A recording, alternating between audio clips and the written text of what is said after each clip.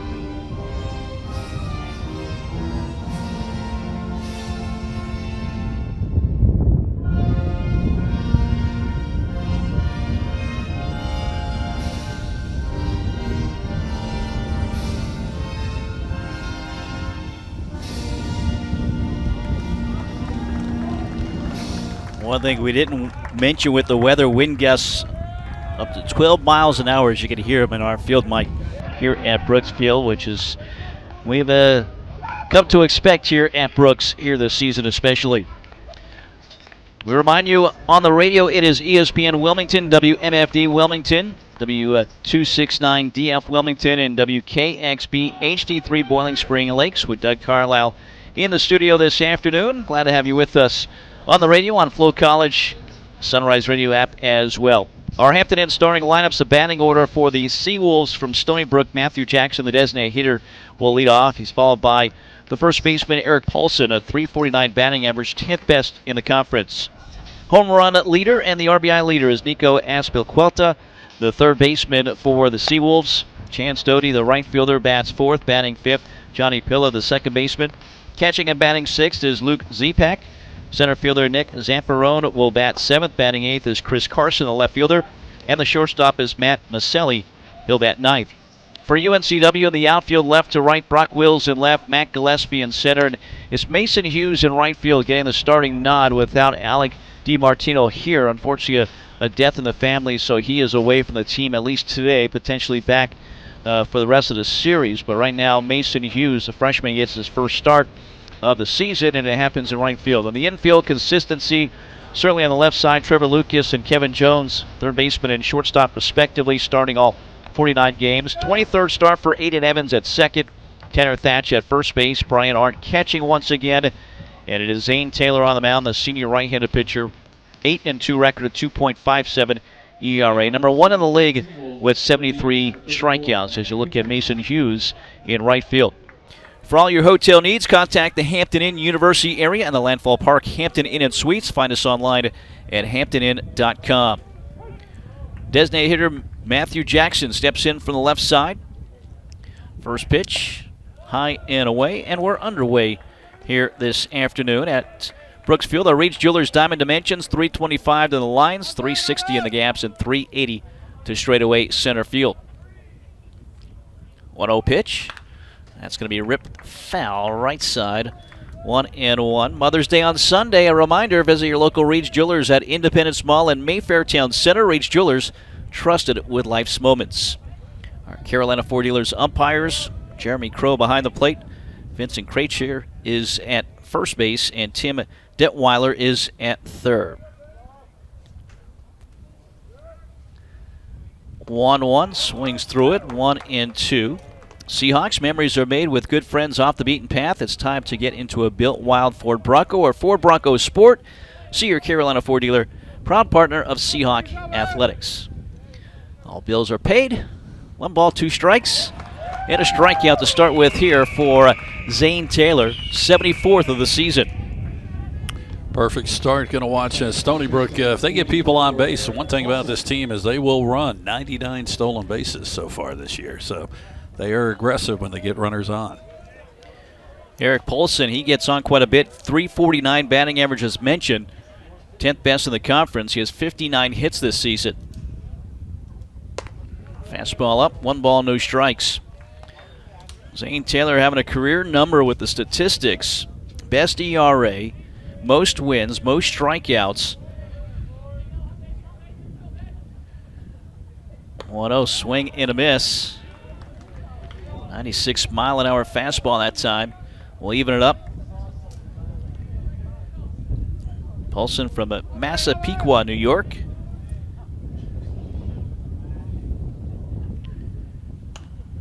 Foul ball, 1-2. Stony Brook from the island, Long Island. So it's great to have Tom Reardon here, who I'm sure will correct us on some of the pronunciations as we move along.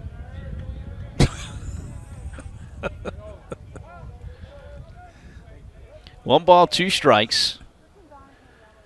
And the pitch, 96 upstairs, 2 balls, 2 strikes.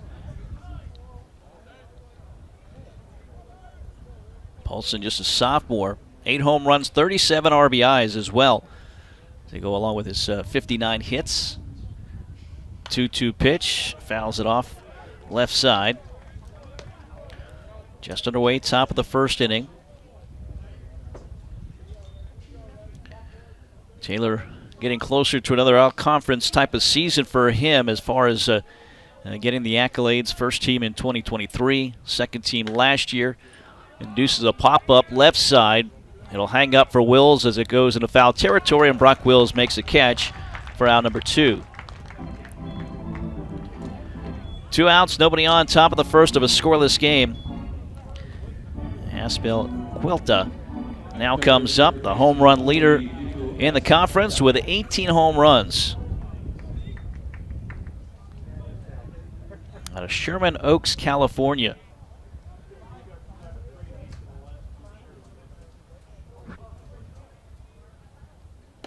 Chases the first pitch down and away. 0-1.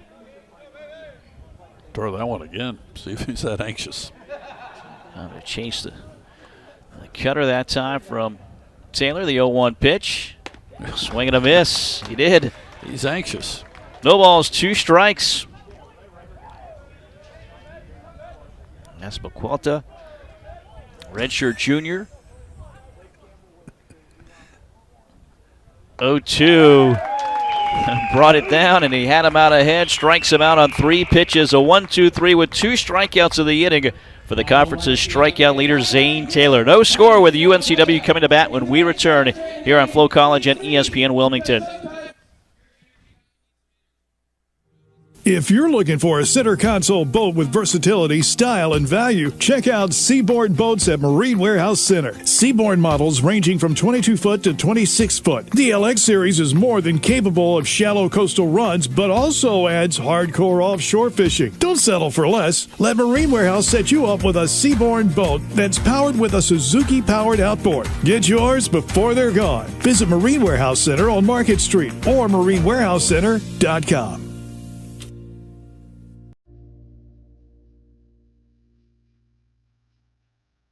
Premier Pools and Spas of Wilmington specializes in gunite pools, fiberglass pools, and outdoor living, kitchens, and hardscape landscaping. Premier knows buying a pool is a big decision for your family. That's why Premier professionals emphasize clarity of communication throughout the process to ensure your peace of mind. From designing your ideal oasis right down to decking out with an array of customizable features, you can trust us to turn your vision into reality. Premier Pools and Spas, serving Wilmington and the surrounding areas. Online at premierpoolsandspas.com.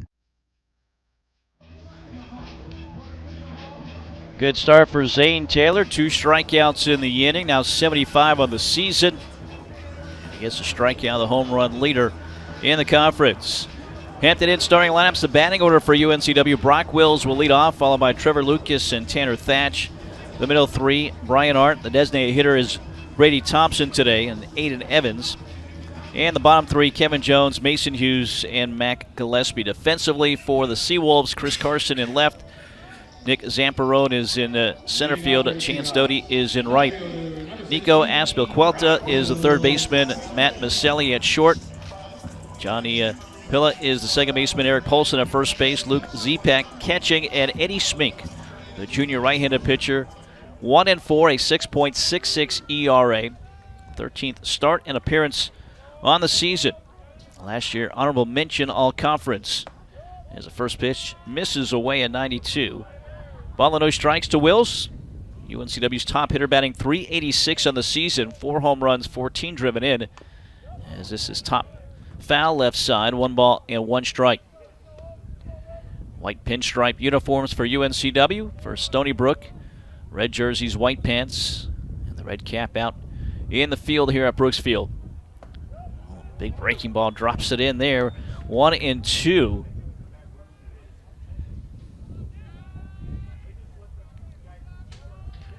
Slight breeze left to right.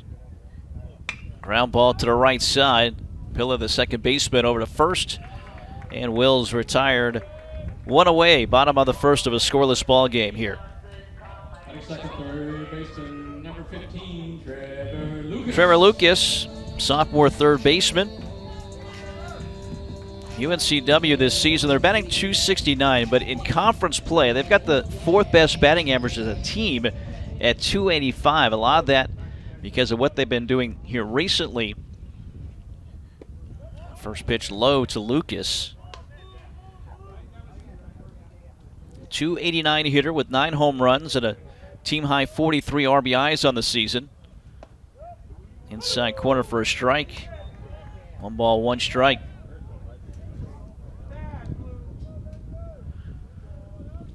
According to TrackMan, that was a strike, up and in.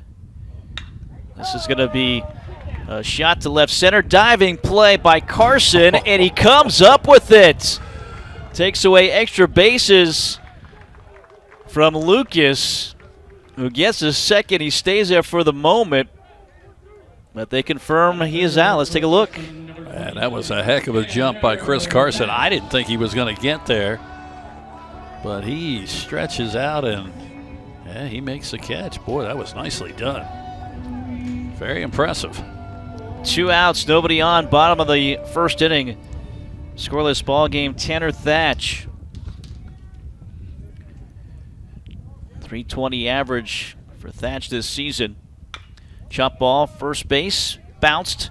Polson picks, steps on the bag, and it's a quick 1-2-3 for Smink on the mound. As we're scoreless after 1 complete here at Brooks Field, UNCW and Stony Brook on Flow College and ESPN Wilmington.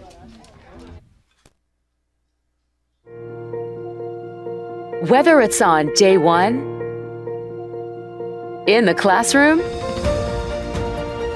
on the court, in the field, on the coast, in the community, or at the finish line, Seahawks soar together.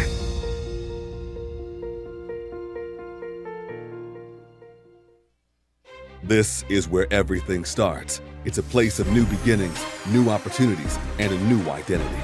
We are the Coastal Athletic Association, and from the beaches to the city streets, we are united to succeed at an elite level, in competition, in our communities, in our lives.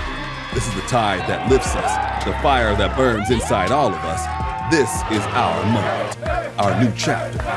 We are the CAA, and we are united in excellence. No score after one complete. You see head coach Matt Sink there. 35th and final season for him, announcing this week that he would retire. And, well, he's got some notable things. Boy, that third one is interesting. Led Stony Brook to the College World Series, as we mentioned, in 2012. 5 Major League players that he produced. Joe Nathan, outstanding pitcher, graduated in 97, 6-time at Major League Baseball All-Star. Travis Jankowski on the Rangers World Series team. And, well, he coached the legendary Tom Reardon. What? He's got other things on his list as well. But I don't know if that's on his notables. Sure it is. But it's on ours. It's on ours. Boy, I tell you, too, you go on Stony Brook's, I don't know what everybody calls it, Twitter, X, whatever it is nowadays, all the former players saying some great things about Coach Sink. As they should. 967 wins at Stony Brook as the first pitch low and away. Legendary Tom Reardon. First time I've heard him called I'm legendary. amazed. I mean, you coached Tom Reardon in high school, right? Was it high school? And then you still continue to coach after that. I mean, that's amazing. That's amazing. That's what led him to go to college quickly. He moved on. He's like, is Reardon coming back? Oh, I'm going to college. 2 balls, no strikes here to Doty, the right fielder. Big leg kick in the pitch for strike 2 and 1 to the junior out of Lacey, Washington. Doty, the player of the week once this season, back on April 7th. A .306 hitter on the year. 2-1 pitch outside, 3-1. Matt Sink, 3-time America East Coach of the Year. Inducted into the New York State Baseball Hall of Fame back in 2019. Just misses away and a rare walk given up by Zane Taylor, just a 10th of the season. And how rare, you ask? He is 4th in the country.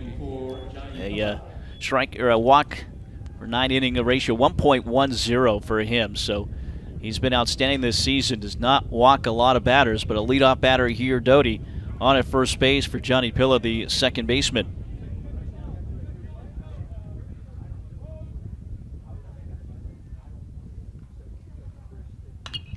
Popped him up, first pitch. Chasing it into foul territory is Lucas and Art. It goes into the grandstand. 0-1. Pilla, a huge fan of John Cena, wrestler. I noticed that earlier because he was in the dugout doing the whole routine when they were playing the song for him earlier.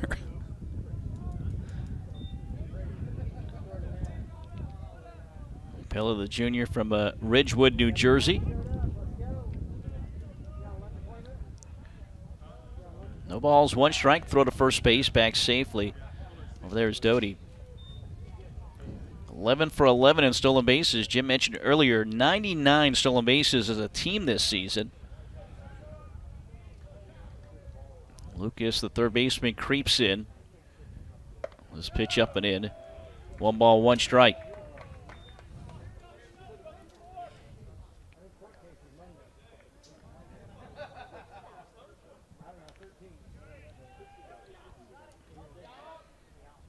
Zane Taylor, one of 12 seniors who will be recognized tomorrow prior to the game.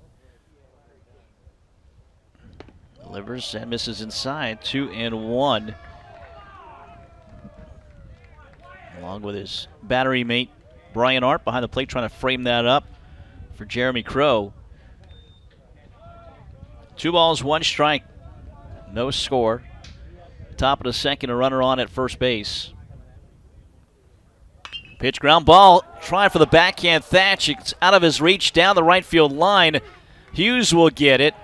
He'll get it to second, but it'll be a double for Johnny Pilla. Runners at second and third here with nobody out. Nice job getting around here for Pilla.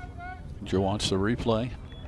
Tanner Thatch did best he could, but had no chance. That ball came off the bat quickly. Got past him down the line, and some damage here early that the Seawolves are trying to put up on the board. And that was 101 off the bat of Pilla. So that brings up the catcher, Luke Zepek. Scoreless game. Top of the second, but with nobody out, 2 in scoring position. First pitch, foul tips into the mid of Arndt. 0-1.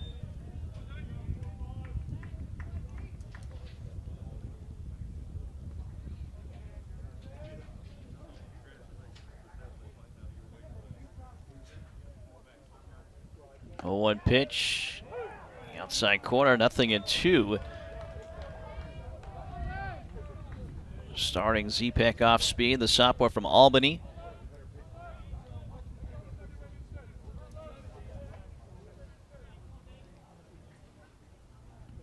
Swing and a miss.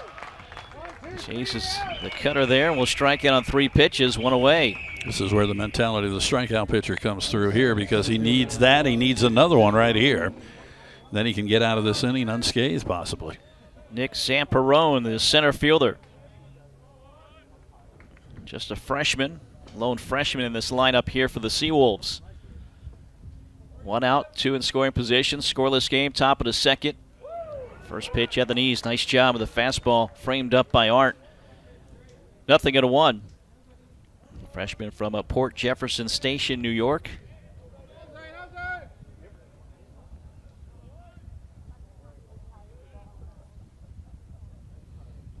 Oh, and pitch, swing and a miss.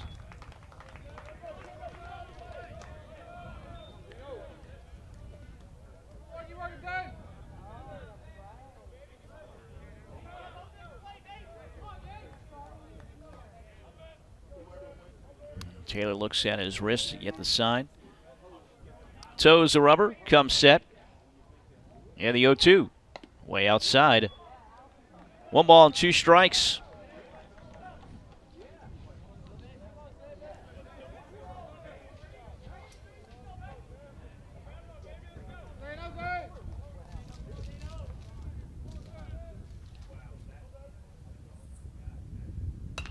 Came inside, popped up right side.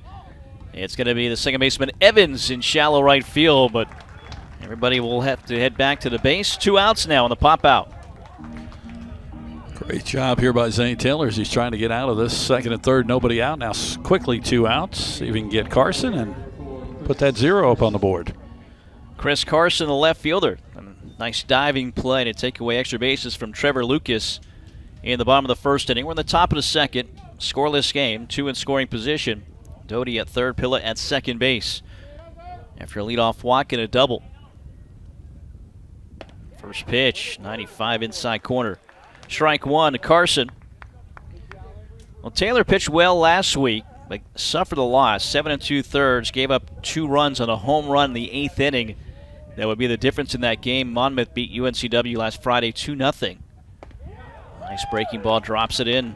0-2 now to Carson. Just a second loss. The other one was at Campbell back on March 21st. 8-2 coming in.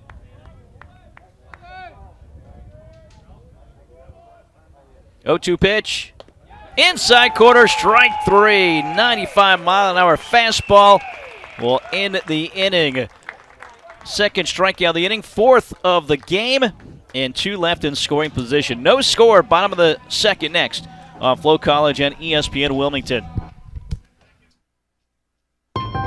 Josh Barber here for Capital Ford Lincoln of Wilmington and proud UNCW graduate. At Capital, we want to service all your automotive needs now with 2 full-service Wilmington locations, Ford on Oleander Drive and Lincoln on Market Street. We have you covered with new and pre-owned sales, vehicle maintenance and repair, mobile service, parts, and even collision repair. So come see us on Oleander Drive or Market Street for the largest selection of new Fords and Lincolns in eastern North Carolina. Or check us out online at capitalfordofwilmington.com. And remember, go Seahawks. At Pawn USA, we buy, sell, trade, and loan money on almost anything. Buying? Come check out our amazing inventory at our 5 convenient locations. Selling? We can give you cash or a loan for your items on the spot. Find the Pawn USA nearest you in Wallace, Charlotte, Leland, and in Wilmington, and we'll work with you for an enjoyable and beneficial experience. Ask about our free layaway plan and check us out at pawnusa.net and on eBay. There's always a new find at Pawn USA.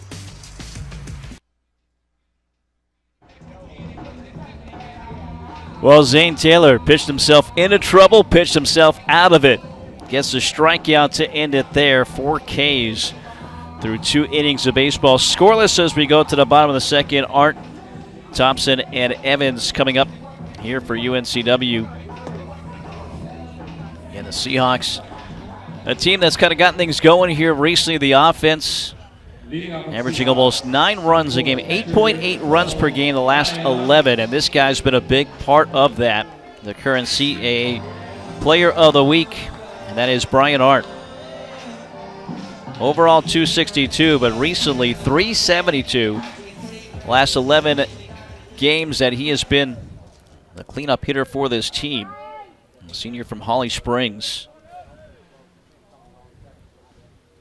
First pitch. And there for strike 1. 16 for 43. 4 home runs during the last 11 games. He has 5 on the season. That's fouled off, nothing in 2. He's driven in 12. Scored 14 as well. And the other night, impressive in relief. 98-mile-an-hour fastball coming in against NC State. Pretty impressive. 3 flyouts to end that 98, inning. 98, 96. Yeah, he let down on this last pitch. Yeah, he was exhausted. 0-2 breaking ball. Chops it down to third, over to first base. Good stretch, 1 away. 1 out, nobody on, no score. Bottom of the second. Brady Thompson, the designated hitter today. Freshman from Charlotte, batting .304 in the season. The way that Aiden Evans has been playing, I want to keep him in there, but now a chance to get the bat of Thompson in there here today as a DH. Bunt attempt, bunts it over the netting into the grandstand. Nothing in 1.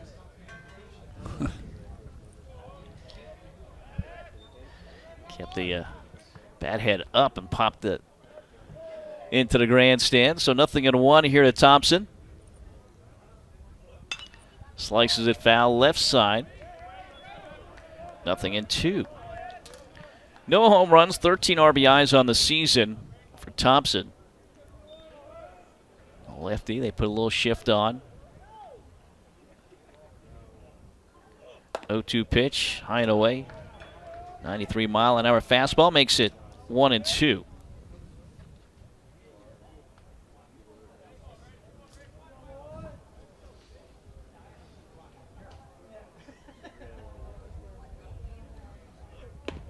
One, 2 just off the plate. 2 balls and 2 strikes.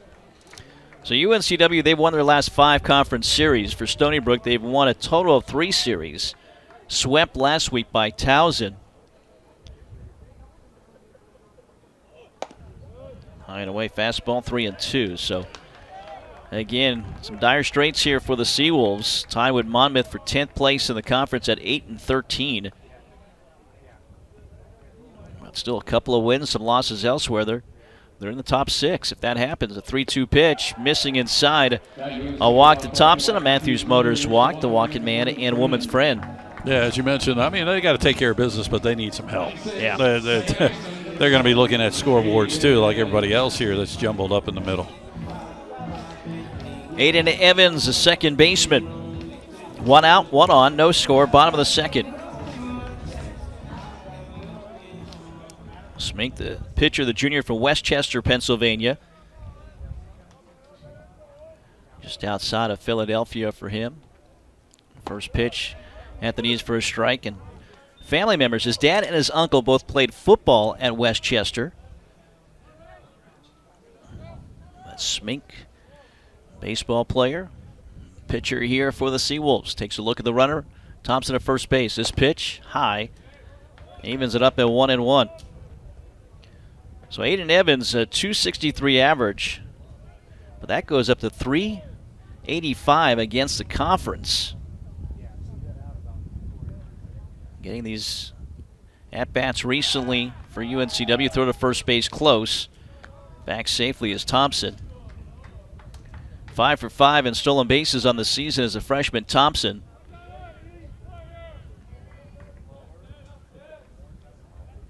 One out. 1 ball, 1 strike, the count to Evans. The pitch. Inside, gets away from the catcher, Zepek. And a pass ball moves Thompson to second. 2 ball, 1 strike count.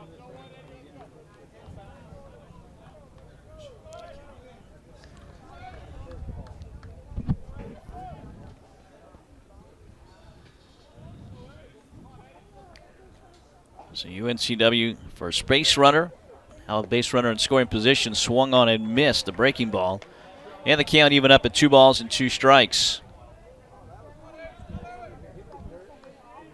No home runs, but 9 RBIs this season for Aiden Evans. Spots like this. Oh, chases there, dropped by Zepek. The catcher throws to first base. The runner, Thompson, on his way to third, and he's out at third. Feet first slide. Tim Detweiler makes the call, and the Seahawks don't think they're going to review this. So that'll be it. 2 outs to end the inning there. The Seahawks get nothing. We're scoreless after 2 here on Flow College and ESPN Wilmington.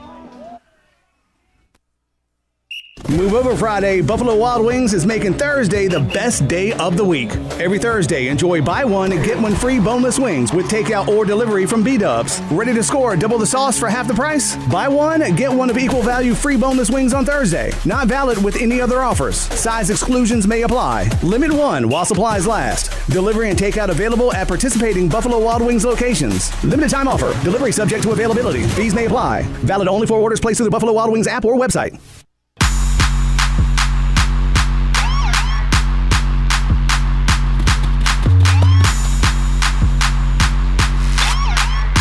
Today is your day. It's time to stop wishing for it and start working towards it. One day at a time, one workout at a time. Your best is not behind you. Look forward.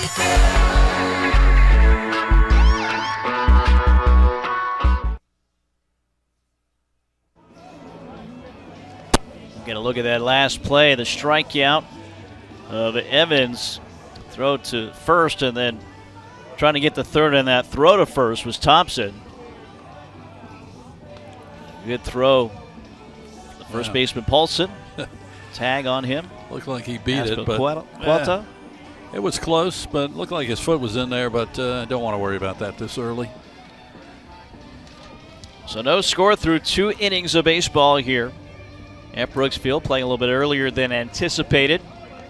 Sunshiny right now. It rained earlier, and hey, one of the benefits of having this turf field. No need to put a tarp on it.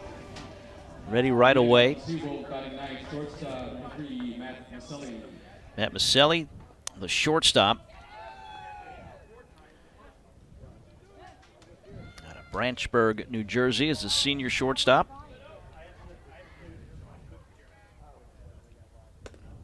First pitch, a strike. They do kind of comb or manicure the turf during the week. A couple of times during the week, we saw them do that yesterday.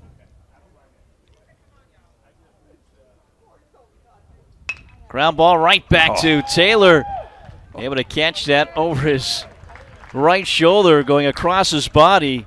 The toss to Thatch went away. We'll get a look at it here.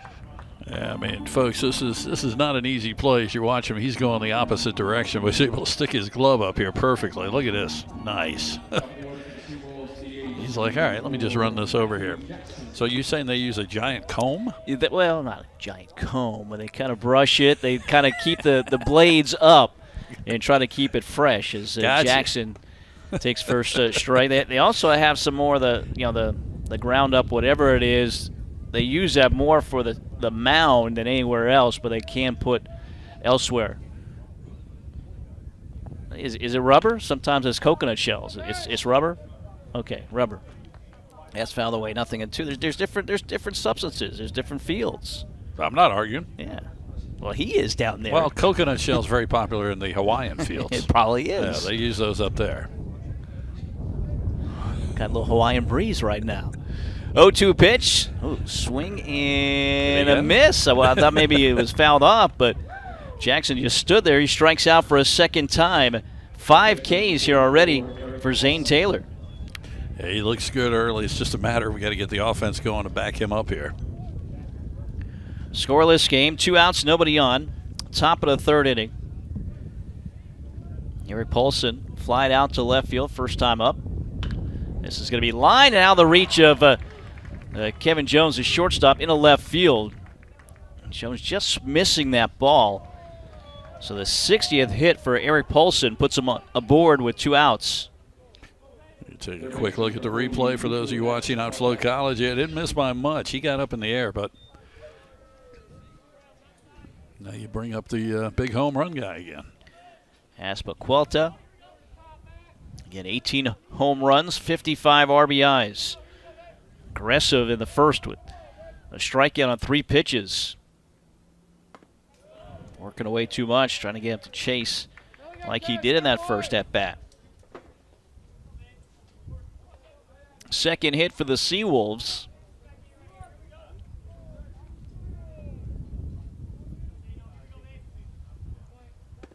Chase is there. 1 ball, 1 strike, the count. If he's going to keep chasing right there, just keep throwing it there. It's been effective.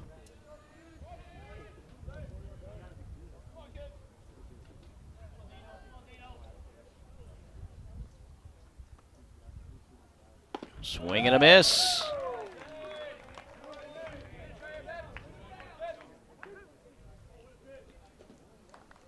One ball, 2 strikes, 2 outs. Paulson on at first base. And the pitch. Foul tips it to the mitt of Arndt. Strikeout number 6 for Zane Taylor. And it's no runs on the hit, no errors, and a man left on base. No score, bottom 3 next on Flow College and ESPN Wilmington. Hey, grab me 1 too.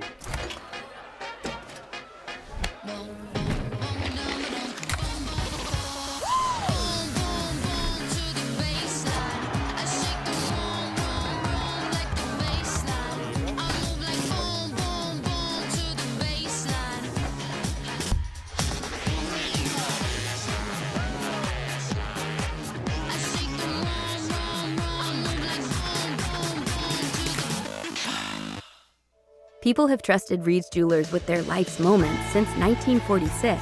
That's because we're family-owned. We treat everyone who walks through our doors or visits our website as a part of our family. We have a beautiful selection of jewelry and watches for any occasion. We offer free shipping and returns, as well as multiple payment options to make sure you find the perfect gift. See why people have trusted Reed's Jewelers to celebrate their life's moments for over 75 years.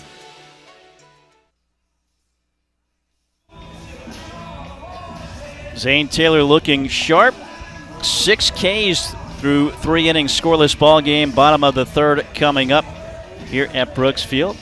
Nice day for some flights before the rain comes here. And also a nice day to add a new thing to our broadcast as well. We've got that board back there now. We've got the Seahawks looking sharp. Our new video board that's added. I didn't even notice that. All right. There you go. Thank you for pointing that out. Yeah, hey. And thank you to Greg Gibson watching us.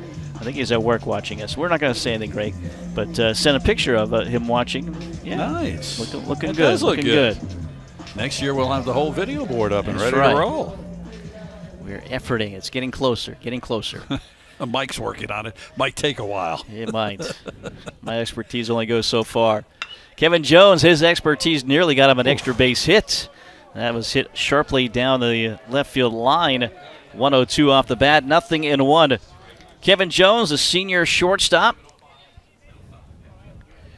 Again, he'll be recognized along with 11 other seniors tomorrow prior to the game, so coming out a little bit earlier. Be sure you're here for that one. Oh, nice pitch. Breaking ball, dropped it in. 0-2. 289 hitter is Jones. 2 home runs. He's driven in 24 this season. Waste pitch away. 1 ball and 2 strikes.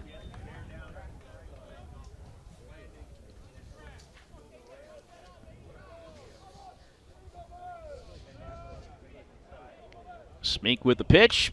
Breaking ball's popped up and out of play. It'll hold at 1-2.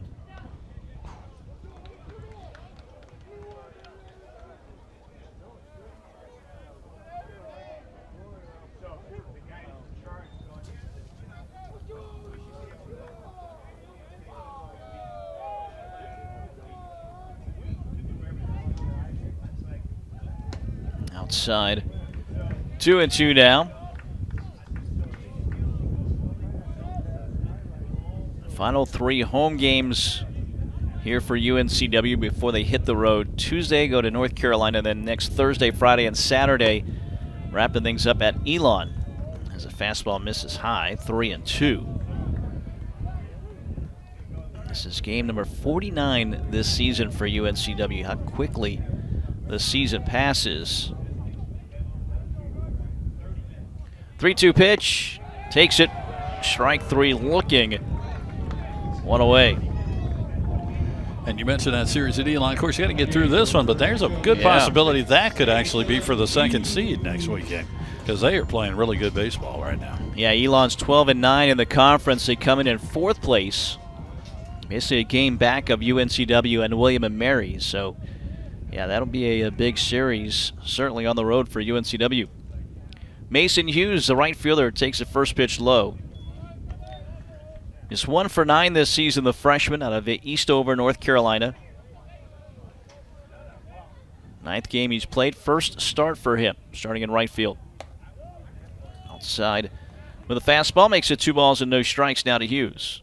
No score, bottom of the 3rd.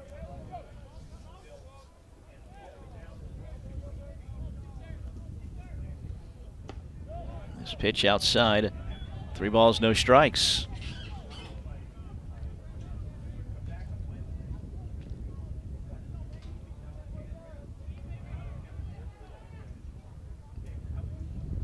High and away and a walk, 4-pitch walk. Matthews Motors walk to Mason Hughes. Runner on, the second base runner for UNCW. It was Thompson with a walk in the 2nd. Here now Hughes and brings up Matt Gillespie. Oh, we changed our walk-up music. No more Return of the Mac? A couple of them have changed it up today. 229 average. Is the change going to work? Let's see. Let's see. You're missing your song there. I know. Yep. Oh, going to have a pitch clock violation. So it's 1 ball and no strikes. Smink took too long. He was waiting for Return of the Mac. They threw him off. Yeah. 1-0 pitch. Ground ball foul. 1 ball, 1 strike now the count to Gillespie out of Apex. 0-2. Oh, okay. No, they called it on so Gillespie. it's on Gillespie. He took his time walking up. Okay. That's what I was surprised by. I thought that might be what it was. He was very slow getting into the batter's box. Well, he was waiting for his song. You're going to keep going with that? It's a fly ball, right center field, but it'll hang up for Zamparo, the center fielder, to make the catch. 2 away. Go back to the dugout, still waiting for his song. Exactly. 2 outs, runner on at first base. Top of the lineup as Brock Wills comes up. Scoreless game. Bottom of the 3rd here at Brooksfield, where UNCW this season is 15-12 on the year. Trying to finish strong. Again, looking for their 6th consecutive CAA series win. Quick throw to first base. Close over there. And diving back safely was Hughes. Nearly picked off. Yeah, that ball ended up in the perfect spot from Smink to the first baseman. Hughes takes his lead. Scoring a bunt. Pulling it back. The pitch low. Ball and no strikes to Wills. Grounded out to the second baseman Pilla in the 1st. Wills has reached base safely now in 13 straight games. It's a good stat to have if you're the leadoff man. As the pitch outside, 2 balls, no strikes.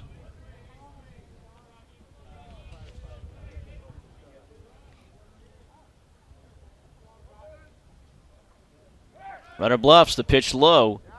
3 balls and no strikes.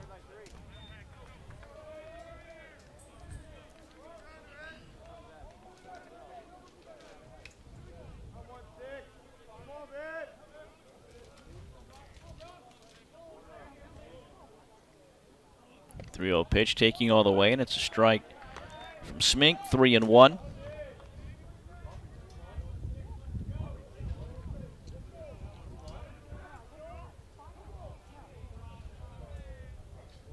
Runner goes this time. The pitch low, bounced the throw there. It's going to be ball 4. So another walk. No stolen base. Hughes on at second. Runners at first and second base with Trevor Lucas coming up.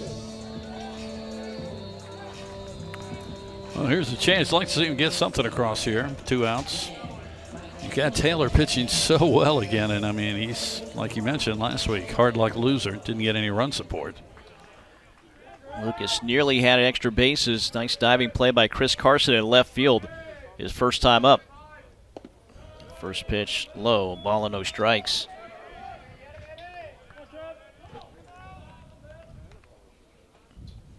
Lucas and Arndt, the doubles leaders for this team, both with 13, as time being called here. This is a walk here that Tom remembers in high school. when Coach would come out and talk to him, yeah, he'd go to the mound, but he'd be like, "I'm not here for you. I'm here for the catcher." Need to speak to you, Reardon. Legendary. The legendary Tom Reardon. That's correct. I'm so sorry. So yeah, Matt Sink out there to talk. Maybe a little strategy here because Smink is pitching well. Although 2 walks have 2 runners on, there are 2 outs of the inning. Scoreless, bottom of the third. A dangerous hitter in Trevor Lucas at the plate here for UNCW.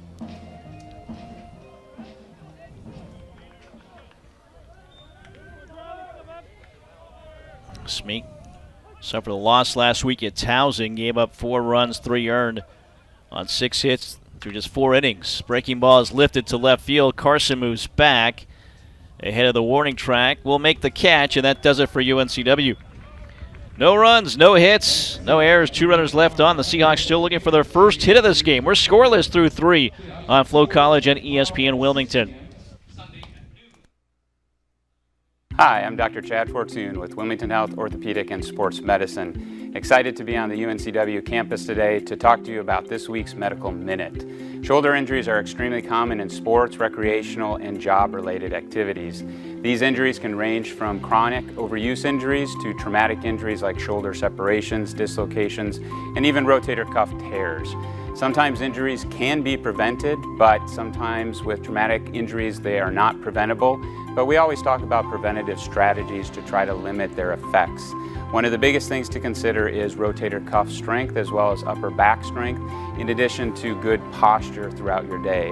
As always, if these symptoms persist, please come see us at Wilmington Health Orthopedic and Sports Medicine. Our goal is to support you with easily accessible world-class care for all your orthopedic and sports medicine needs.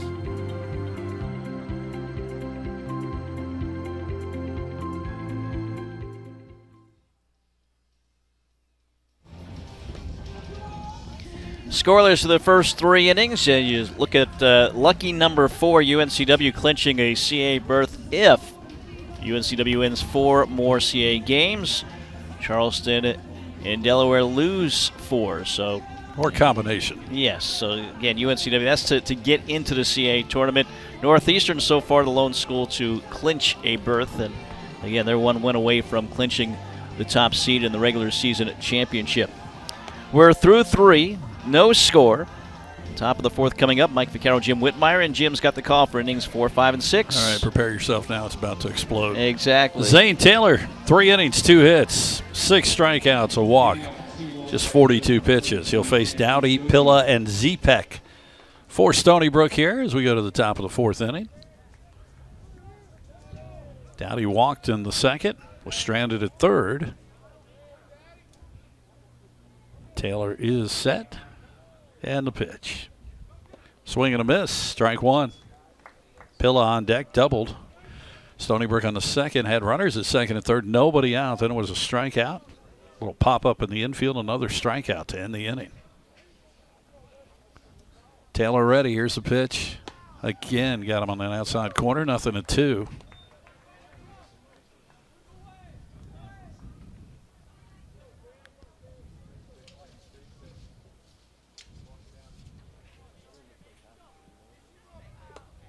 Got him. 7th strikeout for Zane Taylor already. 1 away, and that'll bring up Johnny Pilla. Doubled his first time up. Boy, Taylor's really locked in. Again, as you said, a hard luck loser a week ago, even though he pitched well, 7 2/3. And he wants to end up, this is his last home start for him, and try to end it up on a high note for sure. 2 strikeouts in a row now. The last 2 batters have gone down. Here's a foul ball from Pilla. Catcher Zepek is on deck for the Seawolves.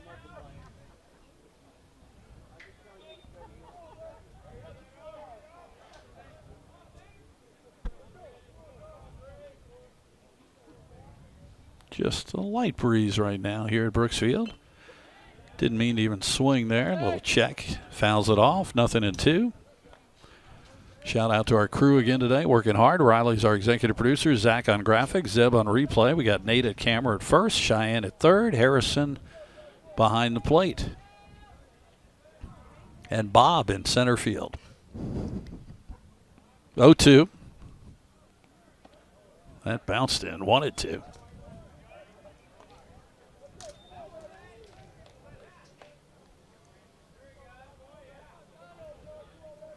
Top of the 4th inning, no score.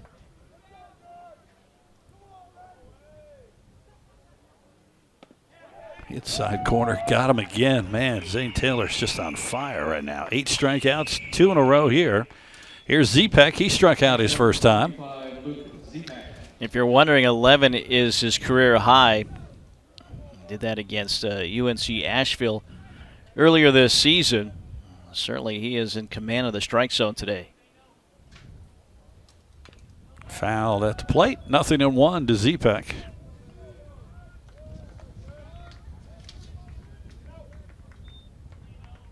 Transferred to Stony Brook from West Virginia.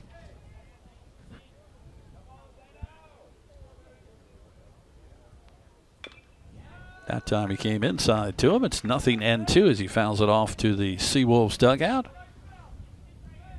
Look at this. They got to make the head coach go out and get the ball. Man, does it all. Speaking of legends. 0-2. Struck out the side. Boy, he is fired up coming off. 9 strikeouts for Zane Taylor. We go to the bottom of the 4th. No score. Seahawk baseball on Flow College and ESPN Wilmington.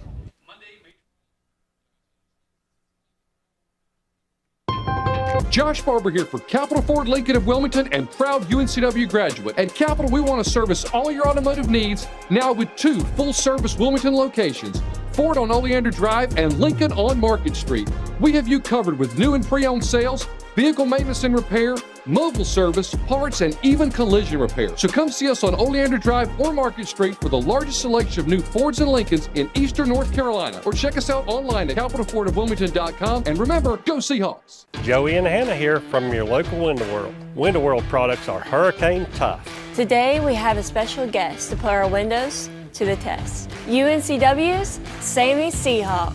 How about we start with 60 miles per hour? Sounds good to me. 70? Let's do it. How about an 80 mile per hour fastball? Won't be a problem. Window World. Built hurricane tough. Well, that young man is on fire as you watch on Flow College. Zane Taylor, look at the excitement as he comes off. As Mike mentioned, I mean, it's his final home appearance. He wants to go out in style, and there we have our folks on Home Run Hill. Gentleman on the phone making a call. Eddie Smink, though, is doing a nice job also for Stony Brook. We go to the bottom of the 4th. There's no score to be Thatch, Arndt, and Thompson. Tanner, the first time up, swung at the first pitch. Grounded out to first. See if he takes a couple this time. 9 homers on the year, 38 RBIs for Tanner. Shift, of course, is on as the infield moves more to the right. Shortstop Maselli, pretty much over second base. Aspaquelta is all by himself on the third base side. Inside, tried to jam him like most pitchers do, 1-0. Smink started the inning, 3 innings, no hits, 3 3 walks, 2 strikeouts. There's a strike. He had thrown 43 pitches starting this inning, so him and Taylor are pretty much lockstep with the number of pitches. Nice off speed there, 1-2.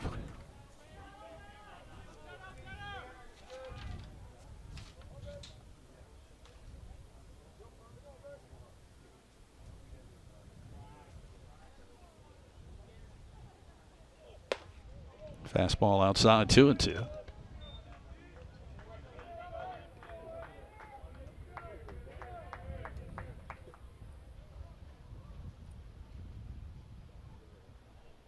Hit him. Got him inside. Seahawks will get a runner on to lead off the inning. So Thatch goes to first.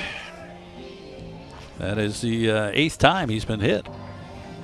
And here's Brian Arndt, grounded out to third, his first time. Arndt's average now at 260 on the season.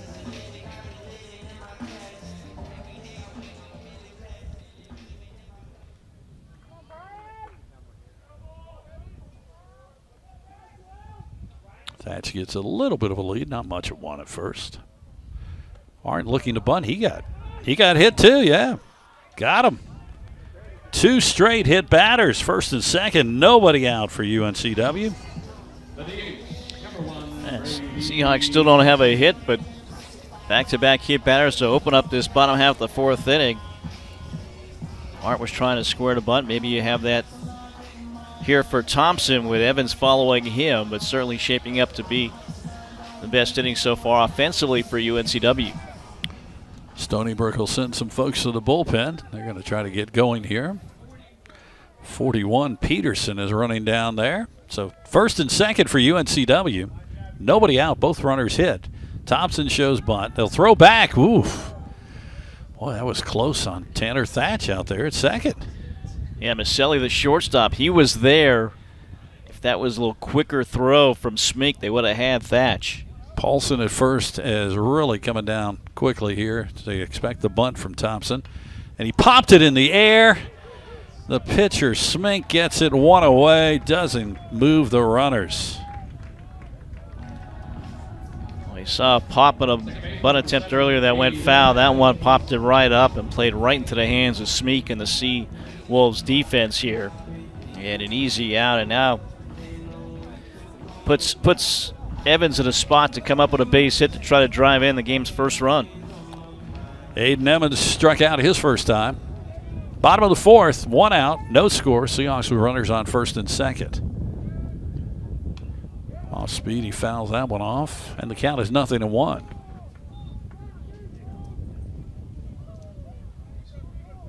Not able to move runners. That's what happened early in the season for UNCW. When they were struggling, they've been doing a lot better here at the end of the season. That one bounced in. Nice play by Zepek to stop it behind the plate. 1-1 the count.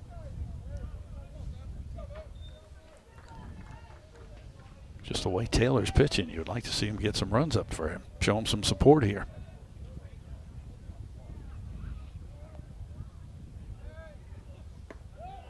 Missed inside, 2-1.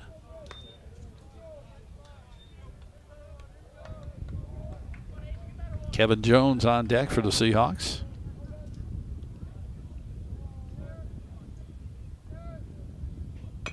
Bouncer way up in the air. It's only going to play for first for Smink, and he's going to throw it high, and that takes the first baseman off the bag, and the bases are loaded.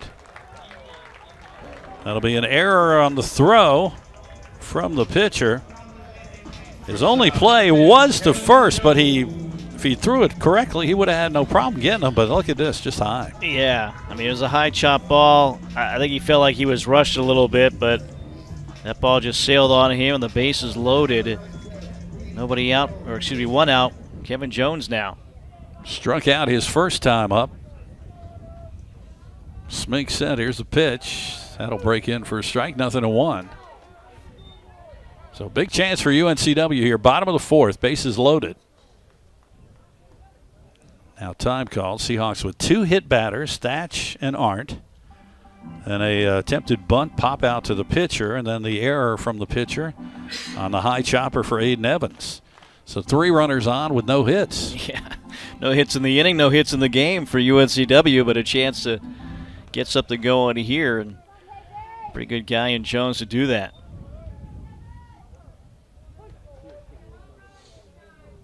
Oh, 1 count. Little chopper, shortstop. That's going to get through. That'll score 1. That'll score 2, and UNCW will take a 2-0 lead. First hit, seeing eye single past the diving shortstop Maselli. Good piece of hitting there for Kevin Jones. We'll get a look at it. A couple of bounces out of his reach. Good base running. Thatch and Art right behind him to score. So here's Mason Hughes. He walked his first time up. 2-0 UNCW here in the bottom of the 4th. Still 1 out. Runners on first and second.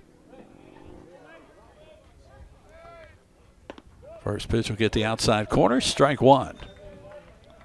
Jones now with 26 RBIs on the season. Wind has died down pretty much here. Time is now called. Lost eye contact. That's that fun thing we've seen multiple times this year. Pitcher's got to make the contact. Count still 0-1. Missed outside there, 1-1.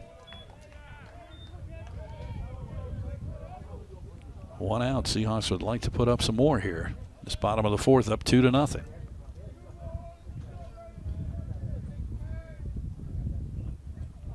Swing and a miss. 1-2 now the count.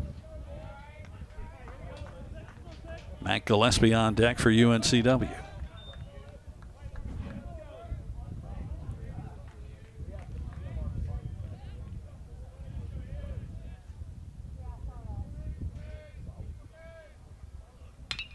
Takes this one to left field. Going back is Carson. He will catch it near the warning track. They'll tag and run to third.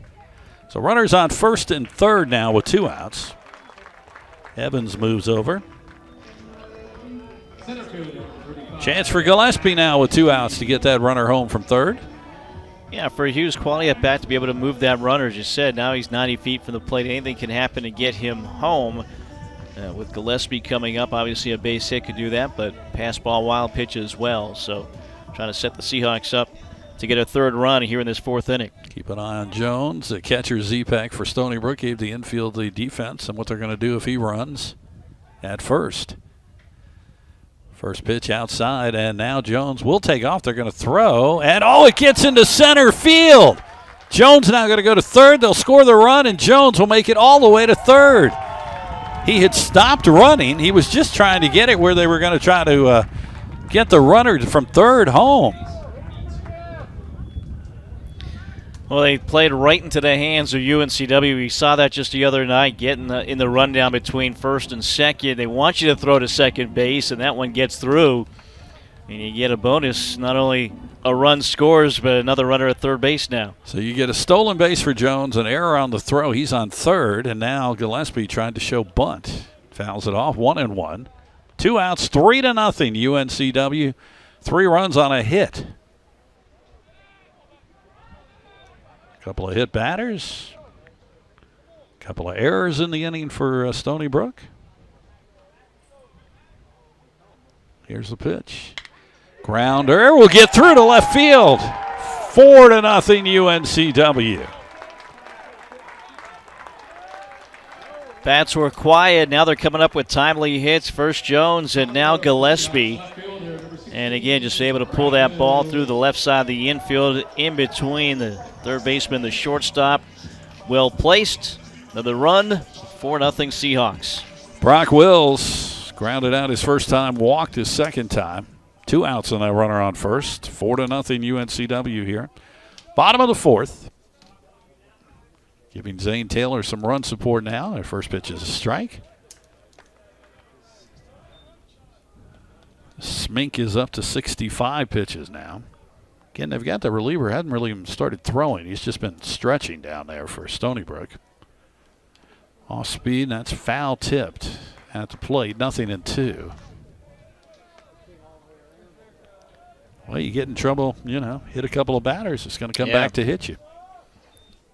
2 hit batters, 2 errors playing into things as well. Gillespie will take his lead off first. Little chopper, and nice play by Smink. He'll throw him out at first, but the Seahawks score 4 runs in the bottom of the 4th. 4-0 UNCW as we go to the 5th. This is Seahawk Baseball on Flow College and ESPN Wilmington. It's bow time. It's not just football season. It's tailgate season. And this season includes every kind of football. Bold hand-breaded chicken and fluffy buttermilk biscuits. Grab your tailgate box and tailgate like a legend this season with Bojangles. It's bow time. Hello, I'm Ben Cochran, managing partner at Hardison & Cochran, Attorneys at Law. My firm helps good people in North Carolina who have unfortunately had their life turned upside down due to an injury. We help our clients by telling their story and leveling the playing field against opponents who have an army of lawyers fighting to diminish or outright deny their claim. We're ready to help. All you have to do is reach out. Hardison & Cochran, North Carolina personal injury attorneys, 910-all-3s. I've built the perfect tailgate. Phil won't know what hit him. With Bojangles, you can tailgate like a legend, not like a Phil. It's a touchdown! Hey guys, can I have some more? It's bow time. Open the Bojangles app and order your tailgate box. Good bottom of the 4th for UNCW, up 4-0 now over Stony Brook. Some run support for Zane Taylor. Reminder, you're listening to us on the radio on ESPN Wilmington, WMFD Wilmington, W269 DF Wilmington, and WKXB HD3 Boiling Spring Lakes. Is Dougie Fresh working? It is Dougie Fresh, yes. I want to make sure before I said it. Dougie Fresh working back there. Thank you, Dougie. Yeah, Doug Carlisle.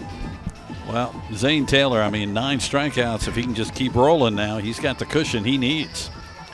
Yeah, 4 runs, 2 hits, a couple of errors. And Taylor has been outstanding here. Set 9 Ks, 2 off his career high. It's only through 4 innings he has 9 Ks. Struck out the side in the 4th. Last 4 batters have struck out. It'll be Zamperone, Carson, and Maselli for Stony Brook as we begin the top of the 5th. Well, didn't lose anything. He's sitting for a little while on the bench. 0-1.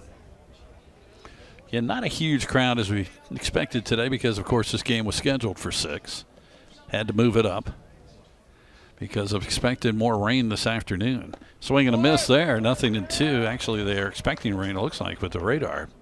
About 4:30 or so. So this should fit right in perfectly. No balls, 2 strikes. The pitch. Ooh, he wanted a note. He's jumping. He's feeling it right now. Of course, at the end of the game, Seahawks win. We'll be out on the field with our All-Star off flags, All-Star of the game. Got an early favorite right now. 1-2. Ooh, did he go? Yes! 5 strikeouts in a row. That is number 10. 1 out. Here's Carson, who struck out his first time. Well, part of the success, first pitch strike. He's done that to 12 straight batters. The last time he didn't start off with a strike, it was a walk back in the 2nd. 1 away now from tying his career high of 11 strikeouts. Carson, the left fielder, starts with the ball. 1-0.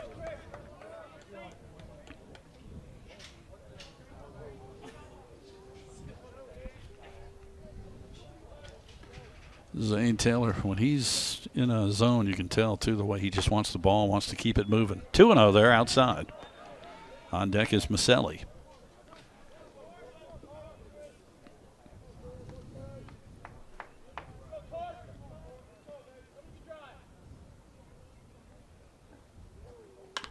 Takes this one way up in the air. It's in the infield. It'll be either, looks like the shortstop Jones will make the catch. He will, 2 away.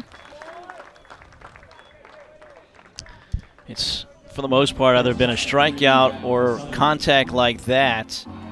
That was only 82 coming off the bat. So some weak contact from the bats of the Seawolves, and Zane Taylor's been in complete control of this game right now. Matt Maselli grounded back to Taylor his first time up. 2 away here, top of the 5th, 4-0 UNCW. That ball hit well to left field, but now it's going to die in the wind. That's there. Brock Wills will make the catch. It's another 1-2-3 inning. So Taylor rolls on. We go to the bottom of the 5th, 4-0 UNCW. This is Seahawk Baseball on Flow College and ESPN Wilmington. Kennedy's Real Estate Service is your local company for all your residential, brokerage, management, and appraisal needs in the Wilmington and New Hanover County area. Tim is not only a UNCW alumni, he has been your friendly broker since 1994 and providing residential appraisals since 1997. Give him a call, 910-799-1068, or visit him on the web at kennedyres.com. Dr. Christopher Branco of Oleander Chiropractic wants you to know that you don't have to be a UNCW athlete to be treated like one. Stop by Oleander Chiropractic on Oleander Drive in the Arboretum behind Port City, Java, and you'll get the best care in a safe, comfortable family atmosphere. Dr. Branco has 15 years experience and is the official chiropractic consultant of UNCW Athletics. Oleander Chiropractic is open Monday through Friday with morning and evening appointments available. Most insurance is accepted. For help, tips, and coupons, visit OleanderChiropractic.com.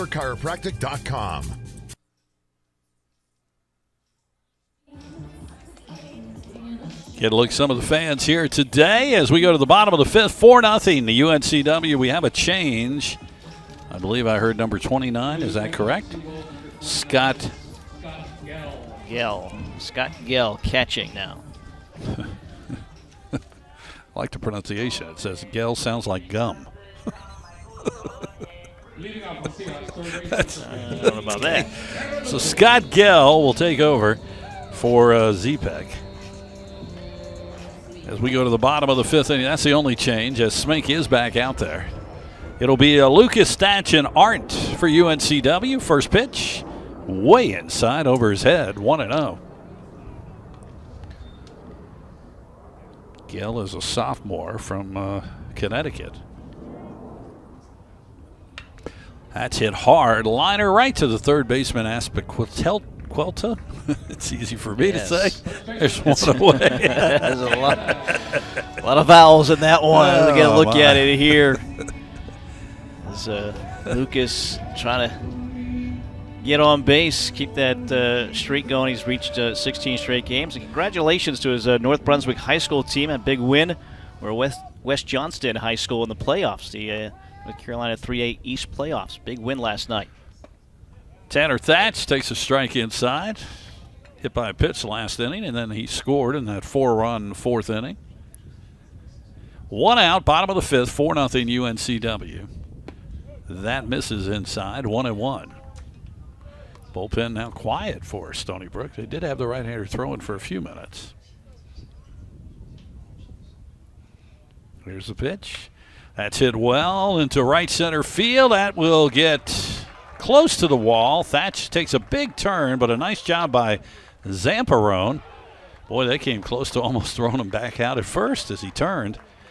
Zamperone really hustled to get out there and get that ball before he got over his glove, or it would have gone to the wall.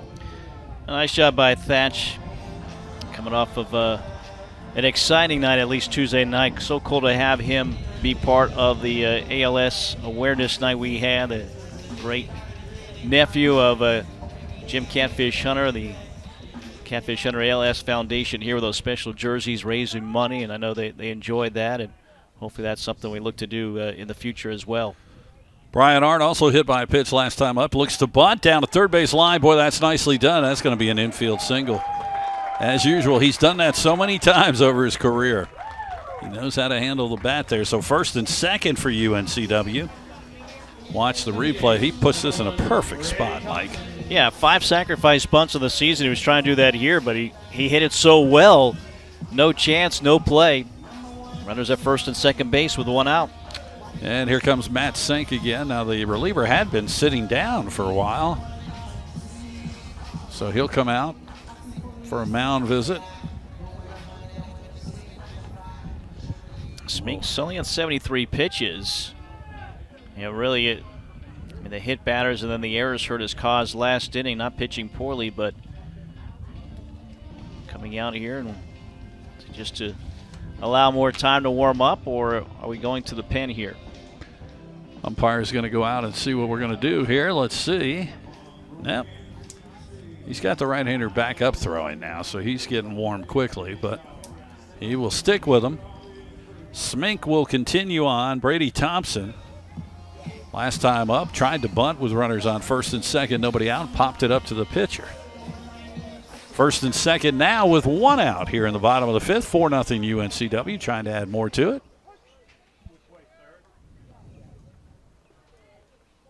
The pitch inside, 1-0. Again, these two teams scheduled for 6 o'clock tomorrow. Again, that could change. Keep an eye on UNCWsports.com. Sunday at noon. Jammed him inside, fouls it off to the right side. Count 1-1. There is weather expected again on Sunday.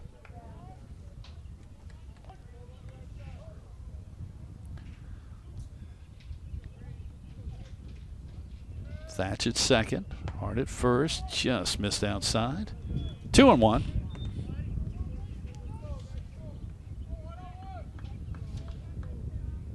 Jacob Peterson is still the guy throwing in the bullpen for Stony Brook. Here's a pitch. Outside again. 3-1 now. Aiden Evans on deck.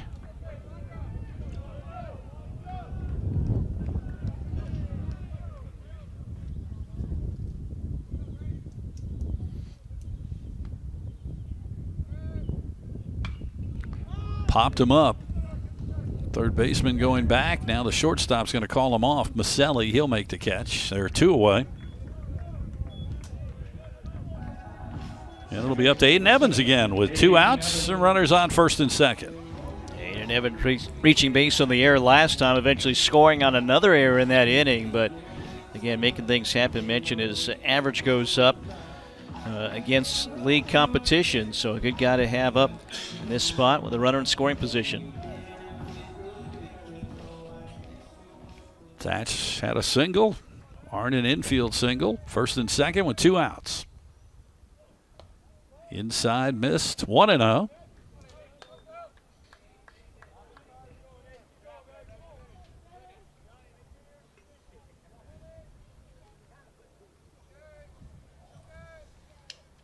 That's high. 2-0. This is the only game early today. The other 3 games in the conference scheduled start at 6. Tonight, Elon at Campbell, Charleston at A&T, Northeastern at William & Mary. It's right down the middle, 2-1. Again, the Seahawks start the day tied with William & Mary for second, but they have the tiebreaker. Northeastern just needs one more win to clinch the #1 seed. Outside, 3-1. Kevin Jones will be next. And for Stony Brook, it's kind of almost like you got to win. If you lose today, it might have pretty much put an end to a chance of making any noise in the conference. This ball's hit to center field, right center field, going back. This one's going and gone. Aiden Evans takes it out to right center field. A 3-run blast. It is 7-0 UNCW. First home run of the season for Aiden Evans. And breaking this game open here early on. Just his 3rd career home run as well. And Aiden Evans put a charge into that. That was off the bat at 102. Went 381 and 1 inch to get out of here. 1 inch. Gotta get that 1 inch. There it is again. Zamperone going back, and then he's like, nope, I don't have a chance at this. 7-0 UNCW. Here's Kevin Jones. Single drove home 2 his last time up, and now what do we have? They're asking if a runner missed a base on the home run running around. The umpire says no. So 7-0 UNCW. Bottom of the 5th inning. And the pitch. That's high, ball 1 to Jones. Well, it was a pitcher's duel for 3 innings. And Smink got in trouble last inning with a couple of hit batters, a couple of errors.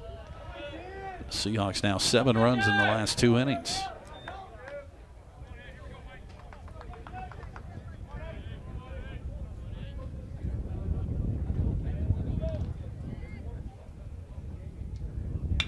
That is another base hit, this time to left field for Jones. 6th hit of the day for the Seahawks. Runner on with 2 outs. UNCW wearing out that spot in between the third baseman and the shortstop here. Get a look at it. 2 hits now for Jones, both the left side through the infield. Having a good start to his senior weekend. Mason Hughes has walked and flown out to left.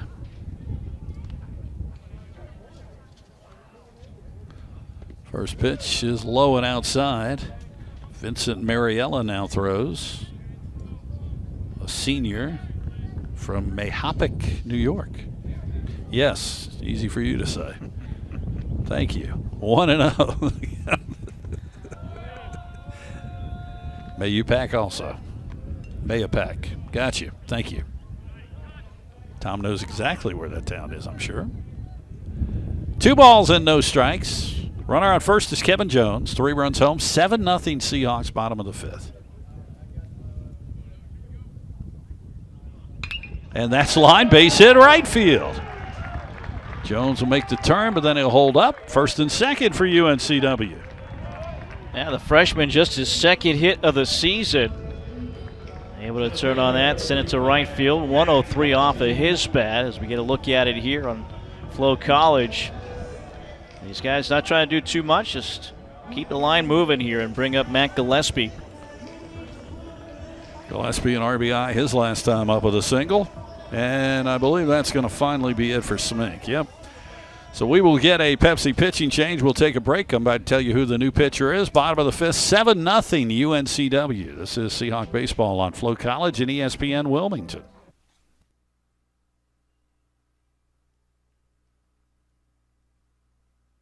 If you're looking for a flats boat, Marine Warehouse Center has it. Spider boats are the fastest growing, most affordable brand of flats boats on the market. Flats boats and skinny water fishing shouldn't be only available to those with deep pockets. Every Spider boat comes with a 10-year limited hull warranty. Marine Warehouse has Spider boats packed to the brim with features to accommodate everyone and powered with Yamaha outboards. Visit Marine Warehouse Center on Market Street or marinewarehousecenter.com.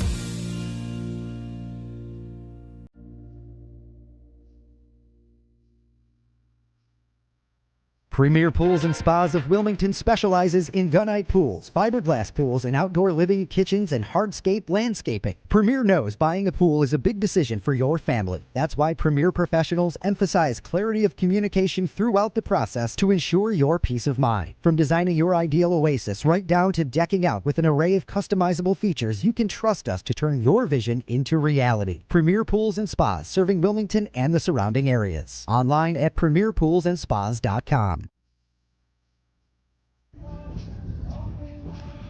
New pitcher is Vincent Mariella. This will be his 16th appearance, 24 innings, 23 hits, 28 runs, 19 earned. He's walked 22 and struck out 15.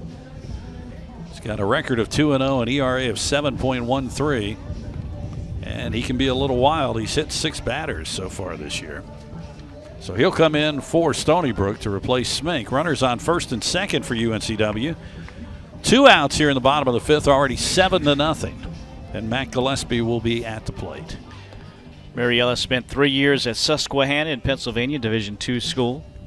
44 appearances out of the pen during those 3 seasons, 4-5 record. So pitching down the Division I level for the Seawolves and trying to quiet these bats. They said 2 outs here. With Gillespie coming up at a big hit last time up. Finishing his warm-up tosses, and we'll get set to go. Seahawks now with 7 hits. Stony Brook with just the 2. Well, we asked for a little run support for St. Taylor. He's got to be thrilled now. 7 runs. long inning again for him to sit and relax. We'll see if Gillespie can keep it going for UNCW. And the warm-up tosses are over. And again, Mike very upset. Return of the Mac, not there. Well, it didn't work in the third, but the new song worked in the fourth. So you'll stick with it. It's got to stay now. It's got to stay. It's got a hit in it, so you got to stay with the new song. 1 for 2 with an RBI, 232 average for Gillespie. Mariella set his first pitch. Bouncer foul down the third base line. 0-1. Gives us a chance to congratulate Mate Dubois, the men's tennis coach. He's the CAA Coach of the Year, 5th consecutive Coach of the Year honor, as he's guided the Seahawks to 5 straight championships, 11 overall. So once again, it's Mate Dubois, men's tennis. 0-1 pitch. Grounder again, third base side. Foul, 0-2.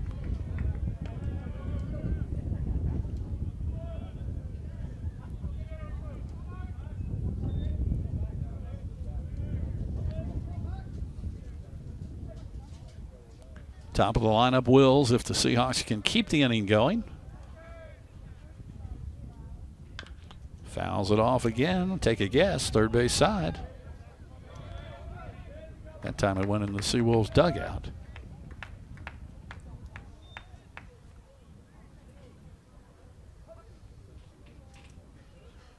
Seven nothing UNCW. We're in the bottom of the 5th. Runners are both going. Swing and a miss, and strike 3, so it doesn't really matter about the possibility of a tag. That'll end it, but 3 more runs for UNCW. Aiden Evans' 3-run home run. We go to the 6th, 7-0 Seahawks. This is UNCW Baseball on Flow College and ESPN Wilmington. It's Truck Month with the Ford Crew. It's time for the best deals across the full lineup. F-Series, the best-selling trucks for 48 years. You've got Maverick and the North American 2025 Truck of the Year, Ford Ranger, fully prepared. Did you sleep here last night? If you stay ready, you don't need to get ready. And this crew is Truck Month ready. Now get 3.9% for 60 plus up to $11,624 in total savings on select F-150s only at your Carolina Ford dealer. Hampton Inn University and Hampton Inn Suites Landval Park are proud UNCW Seahawks sponsors. Award-winning hotels providing rooms, suites, catering, and meeting rooms. Ask for the Seahawks special. Call 910-399-9006. That's 910-399-9006. HamptonInn.com and support the Seahawks.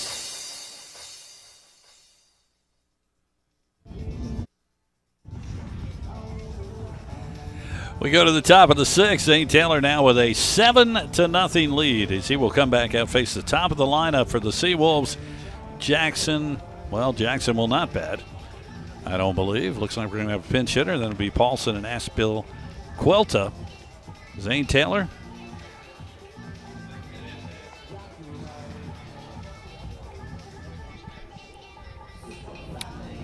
So they're all discussing what's going on. Looks like number 46 is going to come in and pinch hit. Brett Davino. So this will be Davino coming to pinch hit. Brett Davino is a redshirt freshman from Woodbury, Connecticut, transferred in from UConn. So he will lead off in the spot of the DH Jackson, who struck out twice.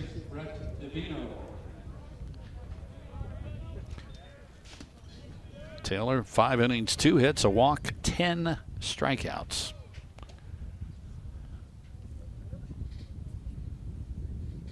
First pitch, hit hard right at the second baseman. 1 hop to Evans, 1 out. Eric Paulson will bat next. He's 1 for 2 today. Yeah, I wanted to say hit hard, and the bounce right in front of Evans had a deal with that, back up a little bit with that ball coming at him, but no problem for Aiden Evans. Been pretty steady at second base. Paulson flew out to left his first time and singled his last time up. That pitch gets the inside corner. 0-1 from Taylor. 7-0 UNCW, top of the 6th inning.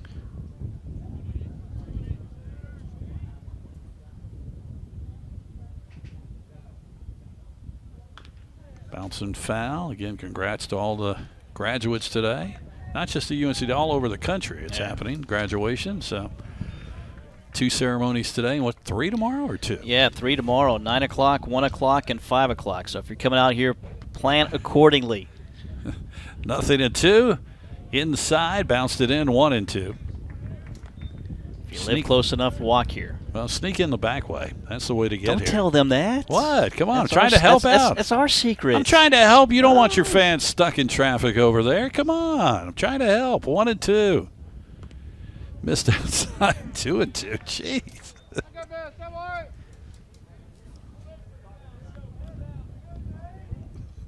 Plan accordingly. Plan accordingly. Thank you. 2 balls, 2 strikes. That's high. 3 and 2.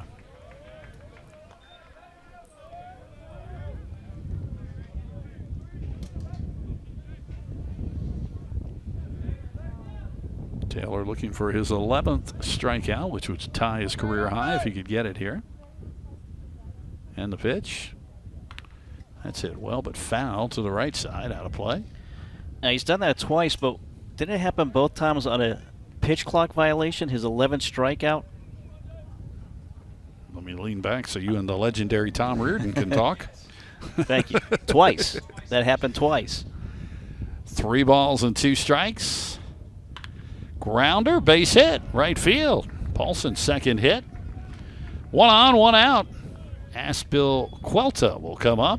Home run leader with 2 strikeouts today. Now, Paulson, again, the lead this team in hits, now with 61 on the season. So he's always a tough out. You get him on here with 1 out. 7-0, top of the 6th. Tried to go outside. That's where they've been feasting on this batter. He's been swinging at some outside pitches both times. Been chasing and chasing and chasing to strike out twice. 1-0 the count.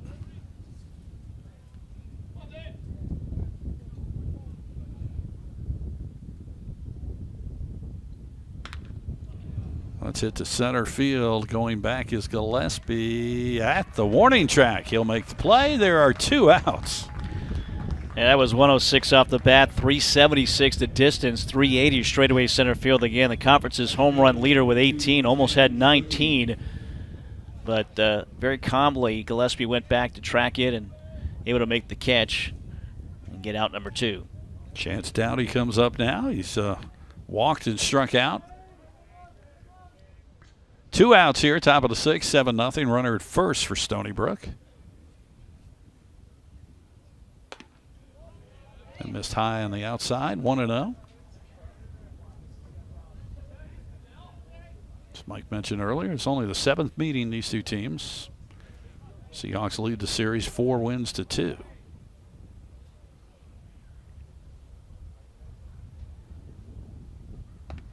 That's a strike. 1-1.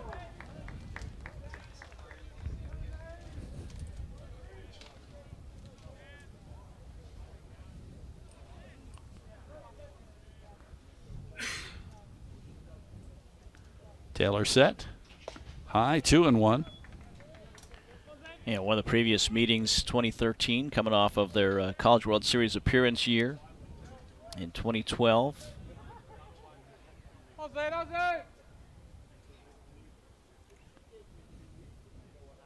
2-1 pitch. Inside, I might have hit him. Yeah, it did. Runners at first and second now for the Seawolves.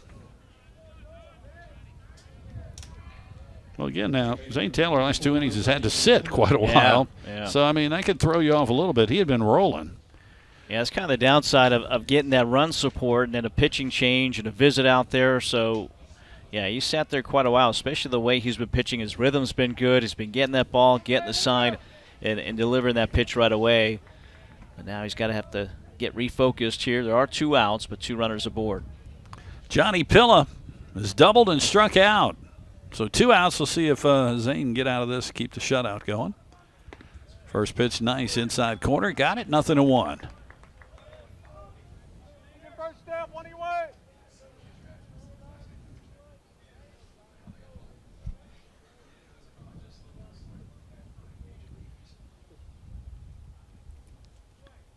Swing and a miss there, 0-2. Boy, if he gets this on a strikeout, watch him coming off the mound again. You know he's going to be fired up. No balls, 2 strikes, 2 outs. Top of the 6th, 7-0 Seahawks. Sea Wolves with runners on first and second.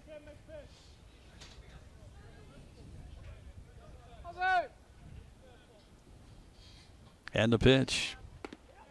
Oh, he wanted that inside corner. He's not going to get it. 1-2 as he started to walk. Yeah, that was low and inside. It wasn't in the strike zone according to TrackMan. I know the fans thought it was strike 3, but just a little bit low. Kidding. A fan would think that was a strike. 1-2. And the pitch. That missed outside, 2-2. Now if you're the batter, Pilla, you're looking inside, you're looking outside. Kind of keep him guessing a little bit if you're Zane Taylor. 2-2, runners at first and second take their leads. Missed inside, so full count. Now the runners will be off.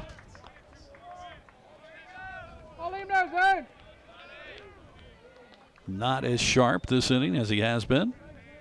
3 balls, 2 strikes with 2 outs.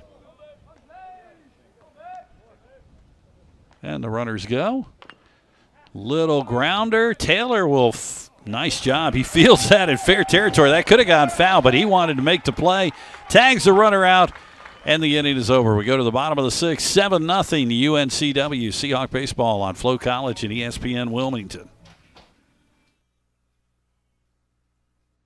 Dr. Christopher Branco of Oleander Chiropractic wants you to know that you don't have to be a UNCW athlete to be treated like one. Stop by Oleander Chiropractic on Oleander Drive in the Arboretum behind Port City, Java, and you'll get the best care in a safe, comfortable family atmosphere. Dr. Branco has 15 years experience and is the official chiropractic consultant of UNCW Athletics. Oleander Chiropractic is open Monday through Friday with morning and evening appointments available. Most insurance is accepted. For help, tips, and coupons, visit OleanderChiropractic.com.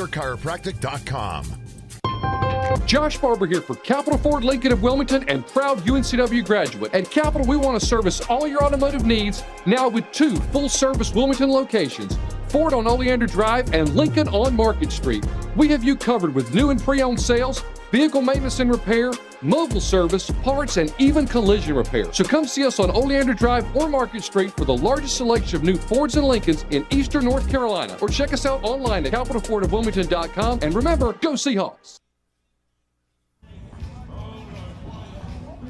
Nice play here to end the inning by Zane Taylor. That ball probably would have gone foul, but he wanted to play it in fair territory, and you see it. He's like, I'll tag this guy myself. Let's finish this. Let me yell at everybody, and we're get back up to bat. Yeah, I think he was upset with himself because that was his longest inning, 20 pitches. Before that, 19 pitches in the second. Again, he's been cruising, but, you know, even Zane Taylor, not at his best, is still pretty darn good in that inning. And in this game, he's been outstanding. 6 innings, no runs, 3 hits, and 10 strikeouts, 1 shy of his career high. 7-0 UNCW. It's like on cue. I was going to say, the song appears, suddenly somebody appears. It's amazing. 7-0 Seahawks, bottom of the 6th. It'll be Wills, Lucas, and Thatch. It's the biggest Shabuzi fan in Wilmington. Rob Brickle's in the house. Well, I guess that's something to be proud of. You know it's Shabuzi's birthday today. I did not know that. Happy birthday. I'm sure he's watching. Yes. Vincent Morello. There he is. In fact, he's leaving right now on his plane, just leaving the airport. 7-0. First pitch now to Wills is a strike. May 9th, 1995. I think that's the date that I graduated from college. It's his birthday. How about that? It makes you feel old, huh? Finally. I just feel old every morning when I wake up. 0-1 the count. Bouncing ball, short second base. Pilla throws to first, 1 away. Yeah, Will's trying to get going 0 for 3 on base with a walk back in the 3rd, but trying to get going offensively here. Lucas has flown out twice to left and line to the 3rd baseman his last time, so he's 0 for 3. 7 runs, 7 hits, no errors UNCW. No runs, 3 hits, and 2 errors for Stony Brook. Seahawks scored 4 in the 4th and 3 in the 5th. And that's the difference, 7-0. They trying to win the first of this series. Off speed again, right to the second baseman. Pilla throws to first. There are 2 away. First baseman number 29. Looking for a quick inning as 8 batters came up. Last 2 innings for UNCW. But Mariella's trying to make sure this is a quick one, flip it back over to the offense. Tanner Thatch grounded out unassisted to the first baseman, hit by a pitch and scored, and then singled and scored his last time up. He scored a couple of runs. Average at .322 on the season. Again, the shift on to the right side. And the pitch for Mariella. Swinging at that first pitch. Boy, he loves to go after that first pitch, doesn't he? Yeah, he's aggressive. Nothing in 1 to count. Trying to make something. That's 103 off the bat. It's kind of bat speed the legendary Tom Reardon used to have I when he think was it in high is. school. I think it is. 103 bat speed. No balls to the strike. Here's the pitch. Outside 1-1. You hear the wind in our mic, but it's not really, if you look at the flag, it's not really blowing that bad. It's just we're in the wind tunnel right up here. 1 ball and a strike. 2 outs, bottom of the 6th, 7-0. Here's a pitch. That ball hit right to the shift, and guess who? Second baseman Pilla throws to first. That'll end the inning. We've completed 6. All right, Mike, I've given you a 7-0 lead. 7-0 UNCW. Mike will take us the rest of the way we get back. This is Seahawk Baseball on Flow College at ESPN Wilmington. For a limited time, Hardee's is adding the rich goodness of maple flavor to our handcrafted favorites. For a sweet spot in your day all day, maple makes everything better, especially at Hardee's. And now enjoy breakfast till noon every day.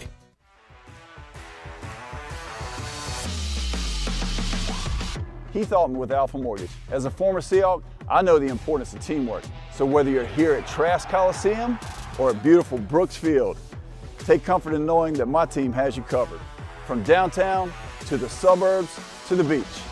Give Alpha Mortgage a call. And go Hawks!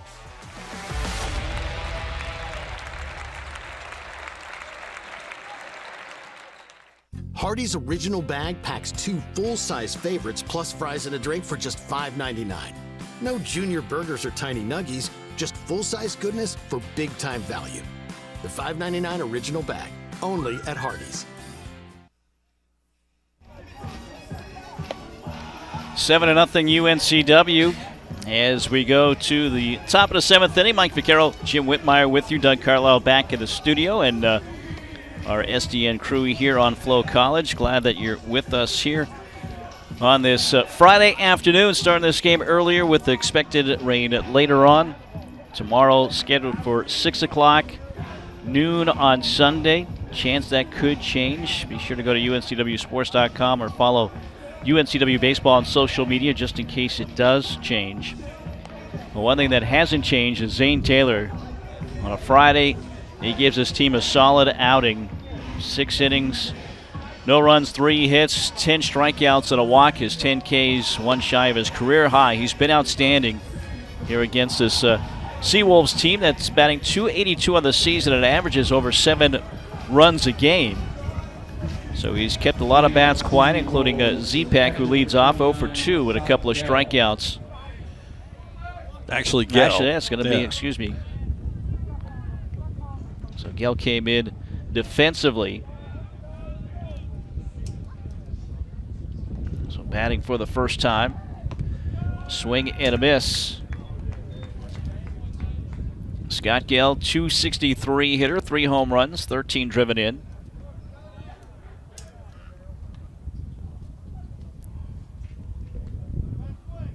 Ground ball off the bat, up the middle to the second baseman Evans.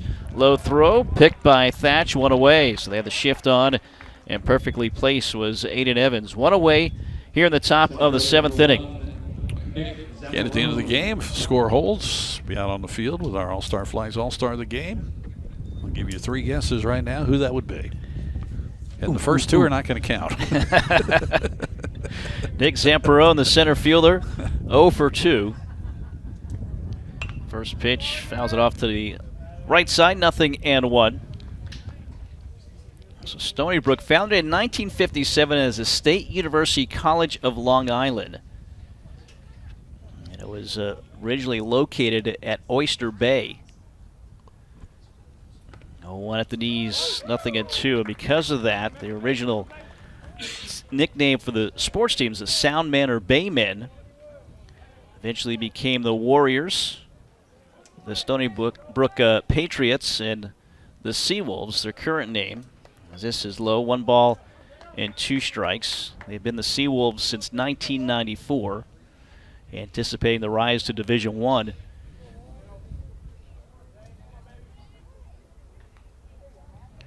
The kick in, the 1-2, fly ball, left center, charging in and making the catch on the run is Matt Gillespie. That was going to fall in, and he traveled a long way to make that catch. Yeah, you mentioned it. He got a good jump, read that very well off the bat. As you watch the replay, came a long way, and just kind of makes it look casual. That's not an easy play right there, folks. Yeah, that was only 86 off the bat, which means it was about to fall in if he doesn't cut that off. Chris Carson, 2 outs, nobody on, 7-0 UNCW, swing and a miss. So Seawolves comes from a mythical creature called the Sea Wolf. It, again, originated back in 1994. That's hit foul, 0-2 to Carson. If you're watching on Flow College, you get on our scorebook, you can see the look of that mythical creature. And the mascot, his name? Fred. Wolfie. Oh, I would have gone with Fred. Maybe that's his last name. Wolfie Fred. It's Wolfie. So, Wolfie, the Stony Brook Seawolf, first seen in 1995. Selected out of 200 possible choices. That's pop foul over the grandstand. He's appeared at multiple ESPN promotions, public events in New York City and on Long Island as well. Speaking of mascots, isn't Sammy graduating this weekend? I cannot tell. Well, it was all over social media. 0-2 ground ball up the middle. Taylor tried to barehand it, but right there is the shortstop Jones who makes the play. That natural reaction. Let's barehand it. He fell down, but Jones right there. A 1-2-3 as Taylor has retired the last 4.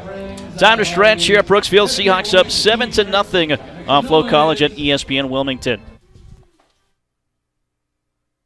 If you're looking for a flats boat, Marine Warehouse Center has it. Spider boats are the fastest growing, most affordable brand of flats boats on the market. Flats boats and skinny water fishing shouldn't be only available to those with deep pockets. Every Spider boat comes with a 10-year limited hull warranty. Marine Warehouse has Spider boats packed to the brim with features to accommodate everyone and powered with Yamaha outboards. Visit Marine Warehouse Center on Market Street or marinewarehousecenter.com.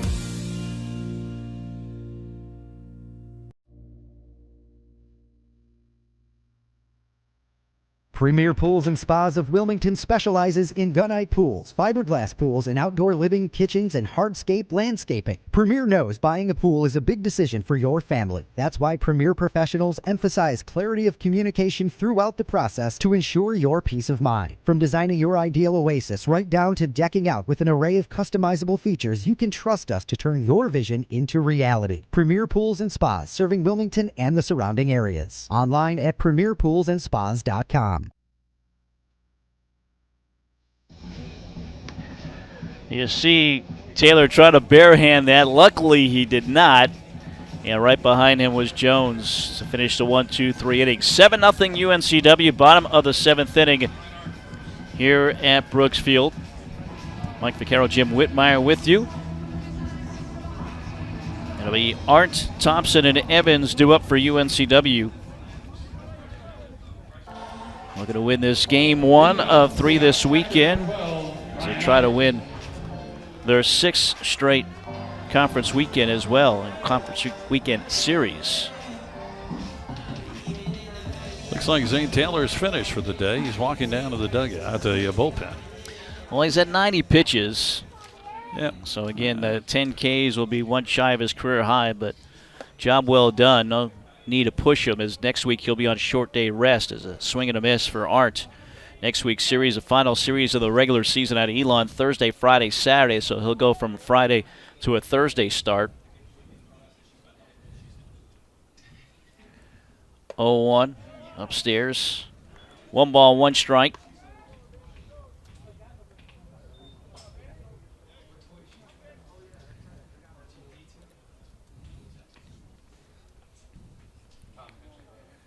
And 7 innings, 90 pitches, 64 strikes from Zane Taylor. That's chopped to the third baseman. Aspaquelta up and over to first. 1 away. 1 out, nobody on for a pinch hitter, Cole Nelson. So Cole Nelson, again, trying to get things going here offensively once again for him. He'll take over the designated hitter's spot.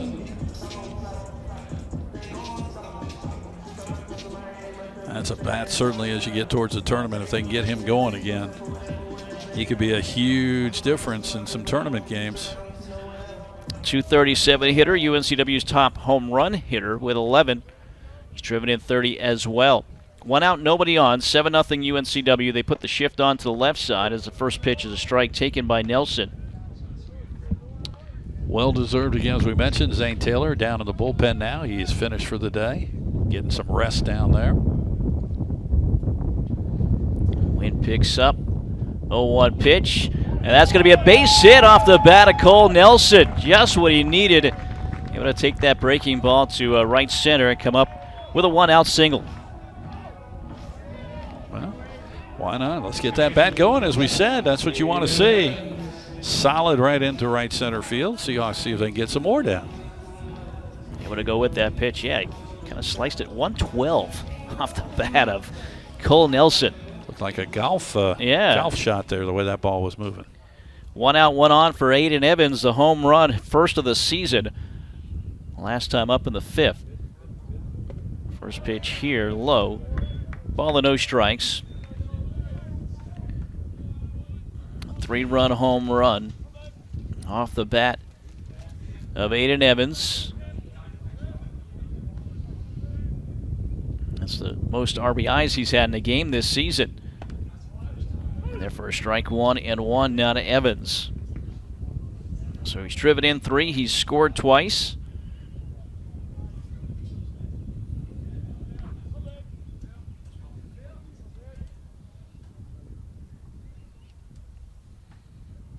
Outside, 2-1.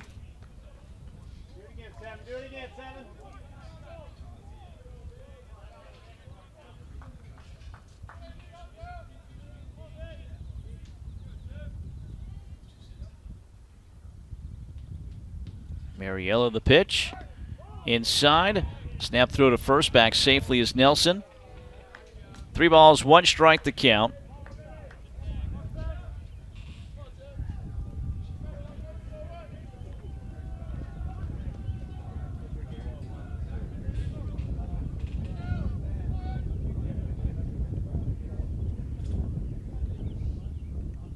Evans awaits the 3-1.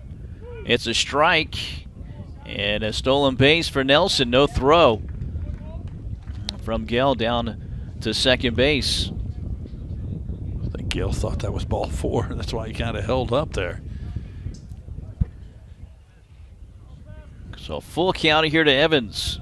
Nelson in scoring position.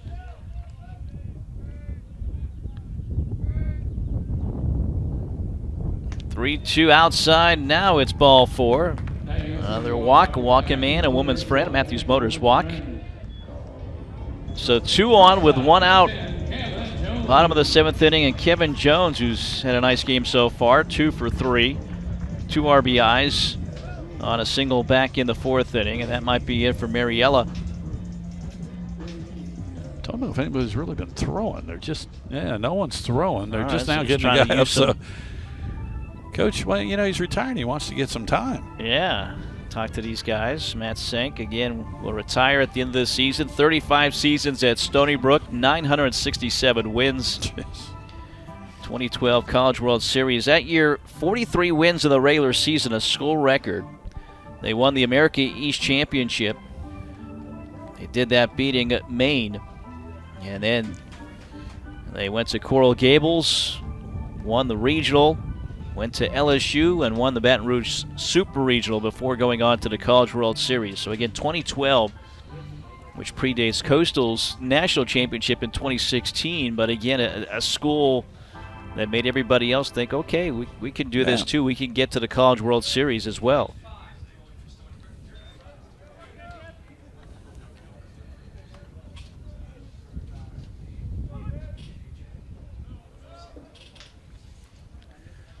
Aiden Colagranda warming down there in the bullpen as a pitch up and in to Jones. Kevin Jones now 47 runs scored this season to lead UNCW. And the 2 RBI single eventually scored on the single from Matt Gillespie in that inning. Throw to first base, almost thrown away by Mariella, the pitcher. Nelson at second. Evans at first base.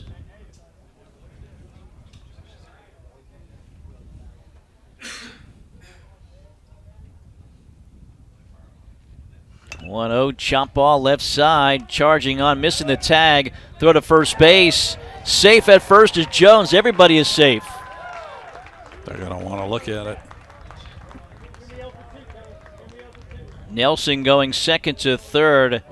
Aspaquel to try to put the tag on him. Safe sign was given from Tim Detweiler, the third base umpire. Well, will they take a look at this? Yep, going under the hood. All right, so an official review. First one of the day. Yeah. We'll see if there's enough evidence one way or another. An initial call is safe. Everybody's safe. Bases will be loaded with 1 out. And the freshman Mason Hughes coming up.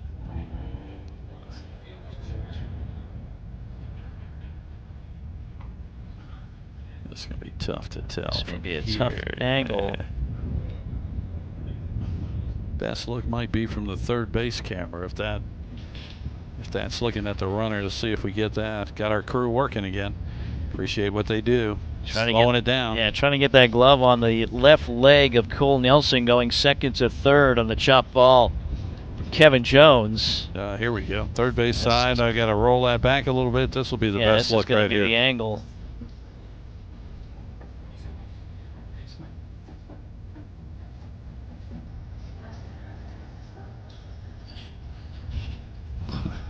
Yeah, I don't think. This is tough here. All right, now we'll roll it forward and see what he got here. He's trying to swipe it right to left. All right, here he comes. Got it in his left hand.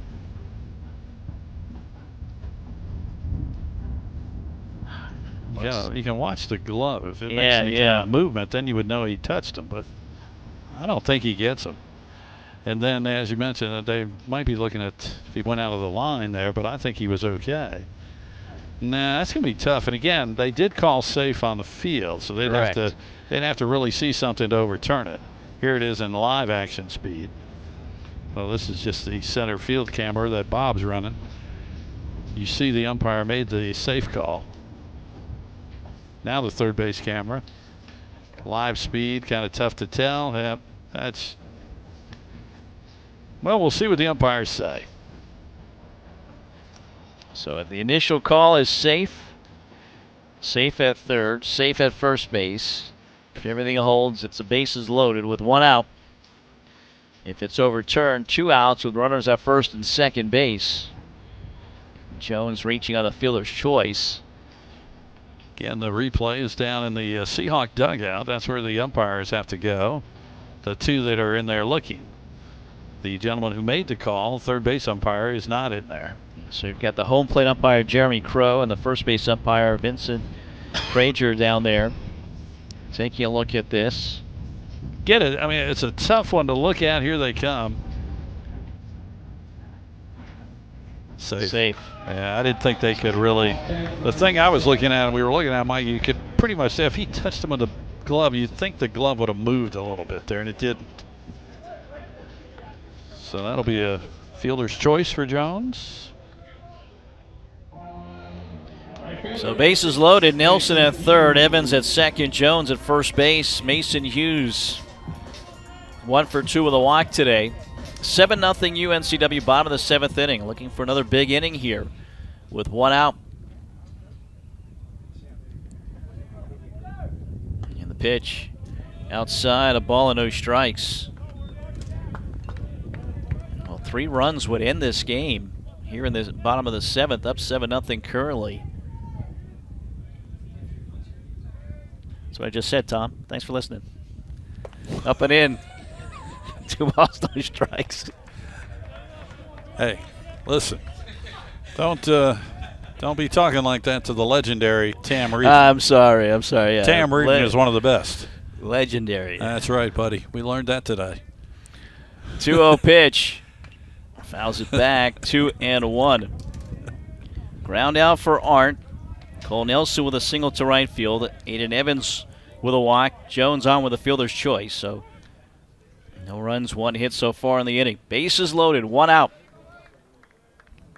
Mason Hughes, starting right fielder today. 2-1 pitch, fouled off. 2 balls, 2 strikes. He's in there for Alec DiMartino, not with the team. Death in the family, so attending the funeral in the Raleigh area.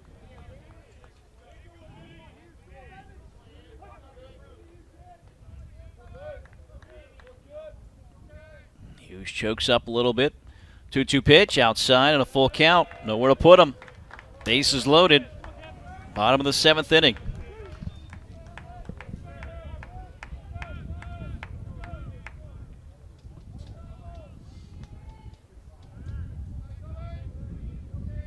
Mariella set. 3-2 pitch. High. Ball 4 and a run will score. The bases loaded, a walk to Hughes. So Nelson comes in from third base to make it 8-0 UNCW. Bases stay loaded and still with just 1 out here in the bottom of the 7th. Single here, as you mentioned again, could end this. Lefty throws for Stony Brook, but right now I think it's Mariella is just going to finish this. Gillespie 1 for 3. RBI single in the 4th inning. First pitch high.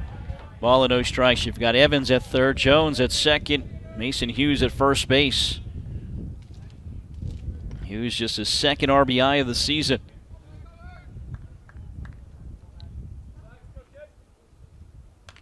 Fouled at the plate, 1-1.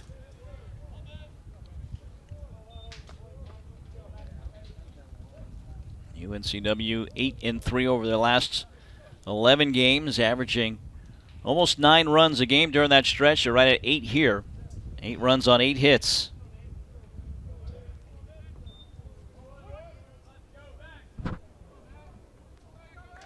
One ball, 1 strike. Mariella wants to see the signs again. He's got it now as he toes the rubber. 1-1 pitch. Foul ball. 1-2.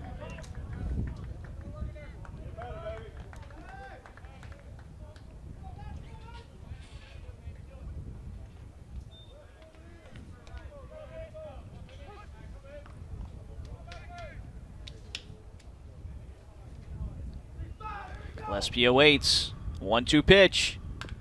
And he fights it off, fouls it off. 1-2 still to Matt Gillespie, the redshirt sophomore. He's been superb defensively in center field this season. I mean, he's saved a couple of runs here and there throughout the year with the way he's tracked down baseballs. Right now trying to drive in a couple runs as it's fouled away. To the right side. Gillespie battling here, bases loaded, 1 out. 8-0 UNCW, 2 more runs would end this game here in the bottom of the 7th.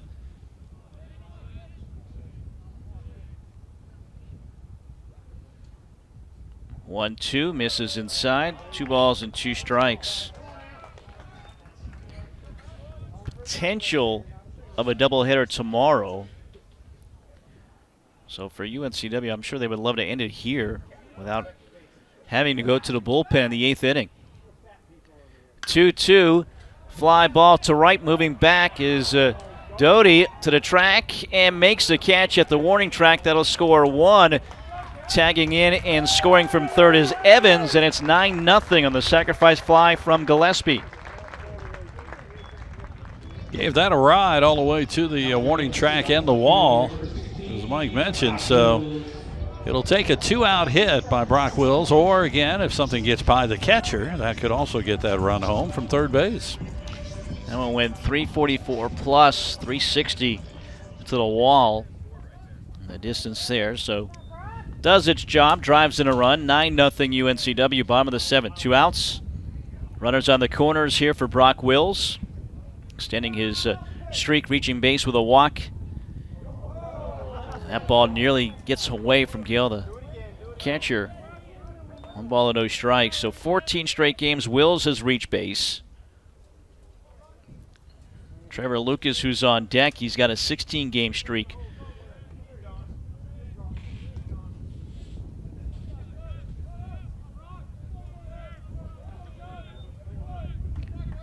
One ball, no strikes, 2 outs. Runners on the corners. That's high. 2 balls, no strikes now to Wills.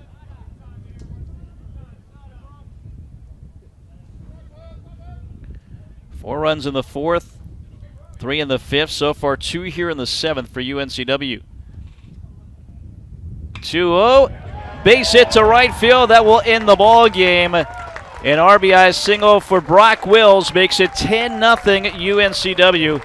And they'll get the shutout victory and the run rule victory here over Stony Brook in Game 1 of the weekend series. So for the 4th time, the Seahawks win via the shutout all 4 times. The run rule as well in effect. 10-0 our final score as the Seahawks win this game in 7. We'll take a break. It's our Window World Wilmington Clubhouse Report. That comes your way when we come back here on Flow College and ESPN Wilmington. Unlock your career potential with the Cameron School of Business at UNCW.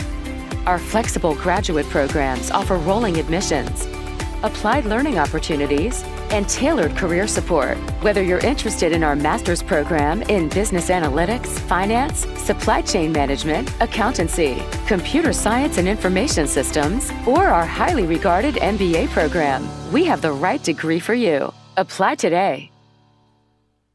Hampton Inn University and Hampton Inn Suites Landfall Park are proud UNCW Seahawks sponsors.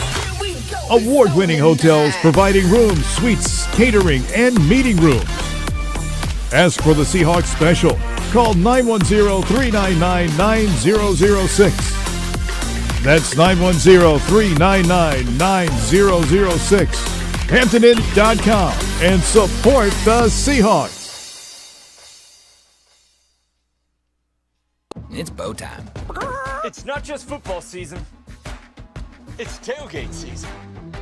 And this season includes every kind of football. Bold hand-breaded chicken and fluffy buttermilk biscuits. Grab your tailgate box and tailgate like a legend this season with Bojangles. It's bow time. Joey and Hannah here from your local Window World. Window World products are hurricane tough. Today we have a special guest to put our windows to the test. UNCW's Sammy Seahawk.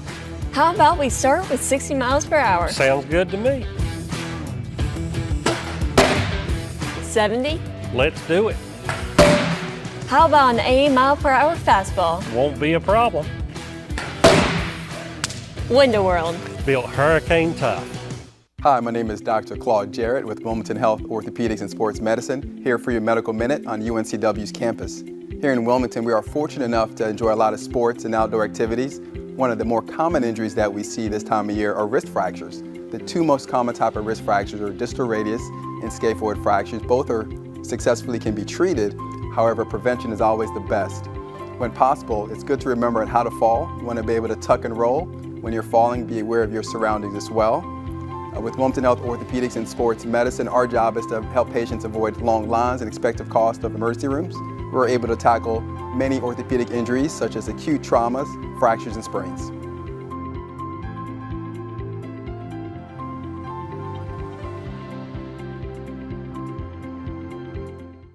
At Pawn USA, we buy, sell, trade, and loan money on almost anything. Buying? Come check out our amazing inventory at our 5 convenient locations. Selling? We can give you cash or a loan for your items on the spot. Find the Pawn USA nearest you in Wallace, Charlotte, Leland, and in Wilmington, and we'll work with you for an enjoyable and beneficial experience. Ask about our free layaway plan and check us out at pawnusa.net and on eBay. There's always a new find at Pawn USA.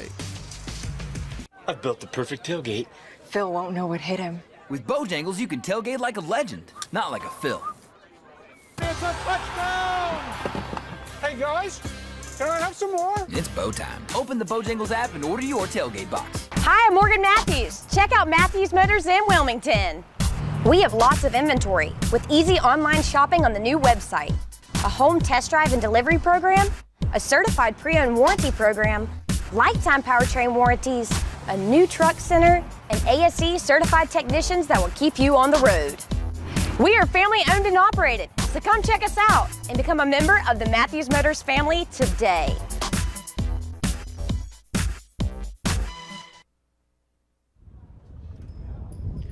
UNCW with the run rule victory, 10-0. Final score in 7 innings. Mike Vaccaro back here. Window World Wilmington Clubhouse Report. Let's send it down to the field as Jim Whitmire standing by with our All-Star flags, All-Star of the game.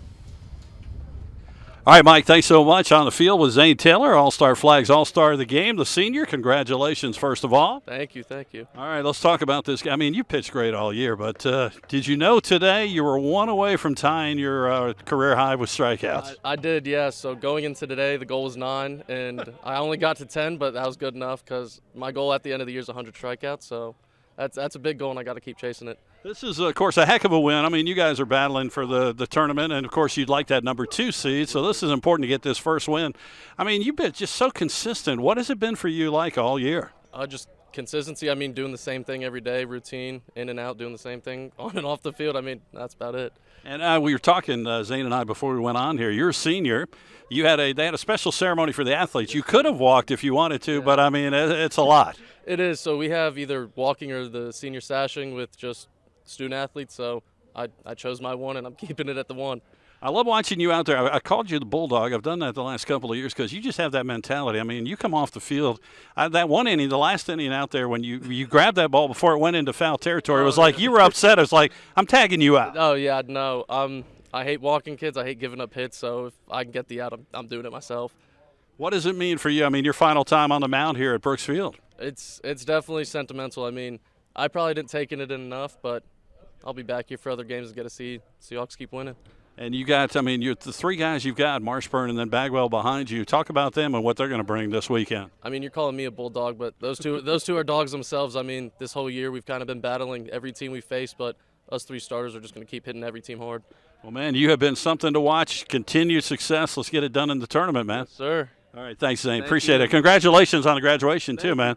All right, there he is, the Bulldog. I get to talk to the Bulldog. Roof, roof. Zane Taylor. We'll send it back up to you, Mike. All right, thank you, Jim. Thank you, Zane. Zane Taylor in complete control of this game here this afternoon. The Seahawks win it 10-0 in 7 innings. He gets the win, improves to 9-2 on the season. The loss goes to Smink, who is now 1-5 this year. But for Taylor, outstanding in 7 innings, no runs, 3 hits, 10 strikeouts, and a walk. Lowers his ERA to 2.34 on the season. Again, his 10 strikeouts, 1 shy of his career high. He had a couple of times, most recently against UNC Asheville earlier this season. So Zane Taylor, the All-Star flags, All-Star of the game. Visit our showroom and browse to our selection of U.S., state, military, sports, and international flags. Check us out online at allstarflags.com. All-Star flags, quality in every star. 10-0 UNCW winners in Game 1 of the weekend series. We'll take a break. More to come here from Brooks Field. It's UNCW Baseball on Flow College and ESPN Wilmington.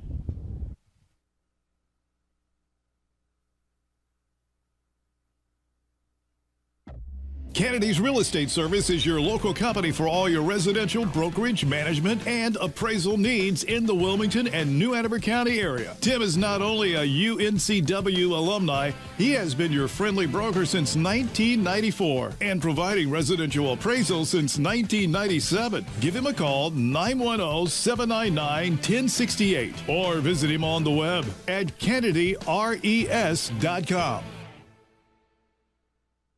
Hello, I'm Ben Cochran, Managing Partner at Hardison & Cochran, Attorneys at Law. My firm helps good people in North Carolina who have unfortunately had their life turned upside down due to an injury. We help our clients by telling their story and leveling the playing field against opponents who have an army of lawyers fighting to diminish or outright deny their claim. We're ready to help. All you have to do is reach out. Hardison & Cochran, North Carolina Personal Injury Attorneys, 910-all-threes.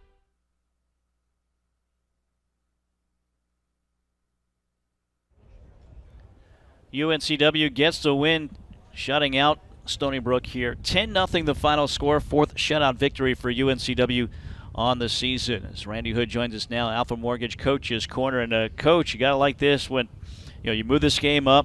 Potential maybe you're playing 2 tomorrow. A shortened game, 2 hours, 2 minutes, and you only have to use your starter, Zane Taylor, who was outstanding. This game certainly belonged to UNCW. Yeah, it was, once we kind of got some things going in the fourth inning offensively and had those 2 back-to-back innings with a 4 spot and a 3 spot, that was huge for us just from scoring. And Zane was pretty much in control for the most part. The 1 inning where we gave up a walk and then the double and he pitched out of second and third, no outs. That was huge. That was a big turning of the tide in that game because you kind of felt like you're probably going to be down a run or 2 in the second inning or third, whenever that was, and but Zane got a strikeout, a pop up to second, another strikeout, and that's what your Friday night guy does when he's doing things the right way and his way, and then he settled in and had a lot of strikeouts early, but just really proud of him, and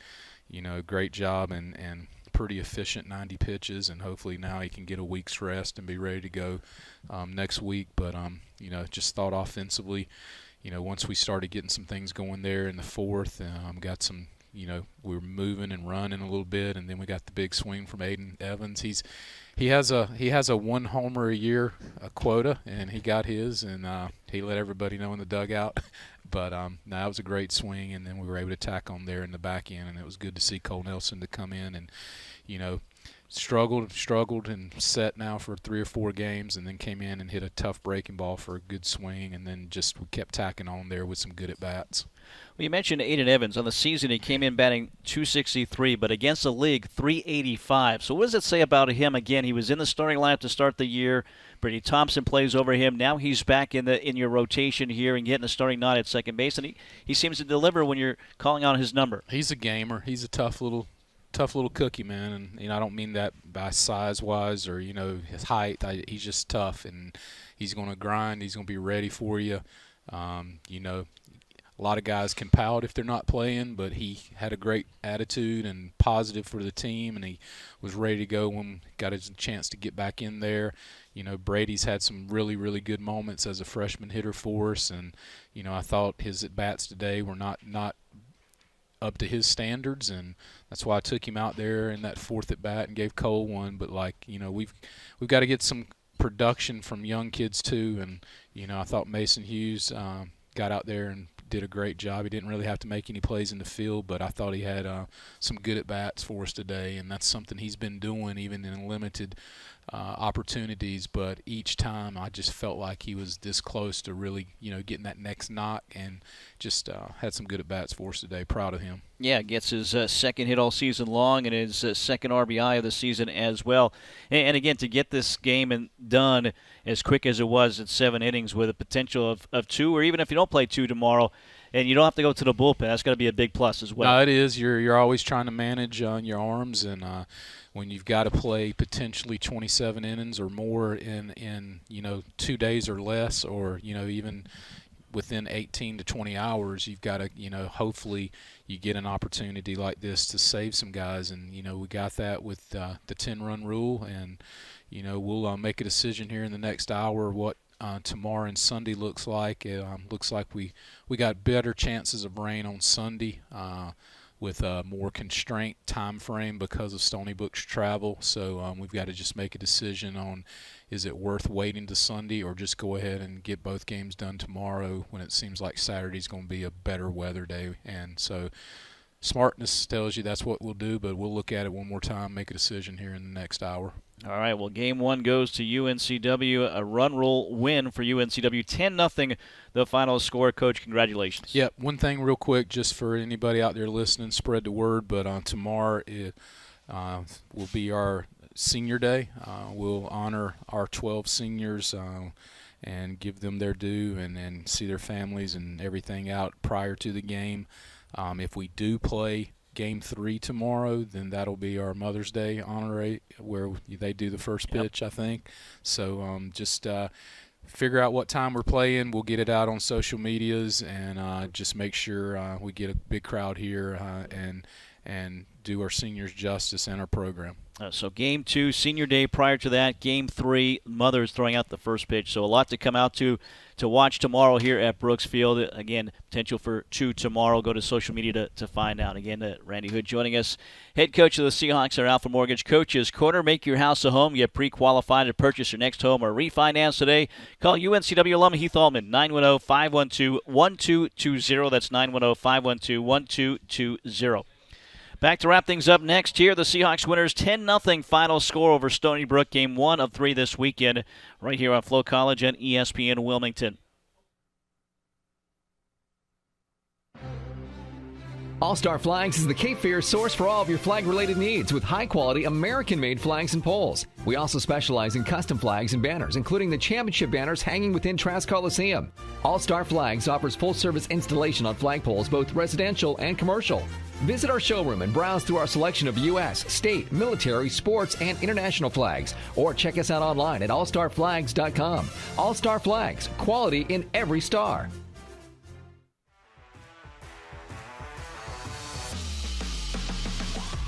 Heath Allman with Alpha Mortgage. As a former Seahawk, I know the importance of teamwork.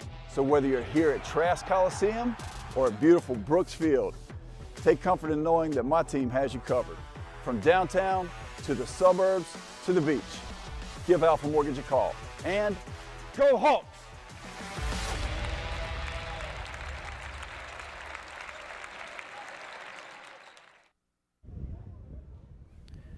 UNCW shuts out Stony Brook. 10-0 final score here. Run rule in 7 innings. Zane Taylor, outstanding. As we bring Jim Whitmire back here, you had a chance to talk with him. And again, really locked in after that inning that Randy Hood talked about in the second. Looked like there was a chance for Stony Brook to score some early runs. Leadoff walk, double, 2 in scoring position. But strikeout, pop out, strikeout after that. He was fired up, and that was it from that point on.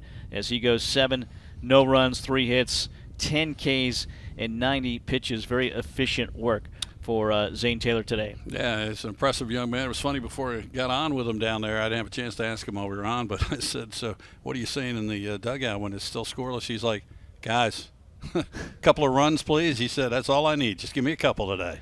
And that's all he needed. 2.34 ERA on the season now for Taylor. He does not need much run support to get some victories. 9-2 on the season for him. And then Aiden Evans touched on it with Randy Hood. You know, he gets a starting nod at second base, and the home run finishes 1 for 3, but he drives in 3, scores 3 runs himself as well. Guys like that become crucial this time of the year. End of the year as you're trying to solidify your spot in the conference tournament, and then come tournament time as well. And, you know, even like that base hit for Cole Nelson. I mean, he's been struggling, but that's a bat you would like to have get going as you get closer to tournament time. So that might be big for him at the end, too. So UNCW able to close it out. Brock Wills with that single to right field, bringing in Kevin Jones for the 10th run. 10-0 the final score. Hardison and Cochran upcoming game. As we take a look at tomorrow, once again, potential for a doubleheader. Looks like leaning toward that way. Maybe 1 o'clock or 2 o'clock start for game 1. Second game 45 minutes after that. But before the first game will be the Senior Day recognition. 12 seniors honored prior to the game, and then mothers will throw out first pitches to their sons on the baseball team for the second game as well. So a lot to come out for that game. Tomorrow, games 2 and 3 potentially tomorrow. Go to uncwsports.com. Follow UNCW Baseball on social media just to confirm when that happens, if that is going to be the case. But it sounds like leaning toward playing 2 tomorrow. Our Hardison and Cochran attorneys at law, our personal injury lawyers in Wilmington. Call now for a free consultation. 1-800-434-8399 is the number. So UNCW, with the win, they improved to 14-8. They wait to see what William & Mary does at home against Northeastern. That game, first pitch scheduled for 6:15. And for Stony Brook, 8-14, not helping out their cause. They're trying to jump up into the top 6. So again, that magic number now down to 3 for UNCW with the win here today. So the Seahawks getting closer to clinching a spot in the conference tournament. And again, they have their eyes on getting the number 2 seed potentially here for UNCW to get a bye in the first round of the CAA tournament in a couple of weeks in Charleston. So games 2 and 3 still to come, and we'll wait and see exactly when they will be played. Well, we know at least one tomorrow. UNCW will have Connor Marshburn on the mound for the Seahawks here once again, as he has been very good as well, the sophomore right-handed pitcher for UNCW. The Seahawks now 5-2 against the Seawolves all-time with this win. Again, the final score 10-0. This has been a special sports presentation of the Seahawk Digital Network and ESPN Wilmington. Information provided by UNCW Athletic Communications. Join us tomorrow. Airtime, we're going to say to be determined right now. For Jim Whitmire, our entire crew, I'm Mike Vaccaro here from Brooksfield in Wilmington, North Carolina. Your final score, UNCW 10, Stony Brook 0. Thanks for joining us. Have a great night, everybody.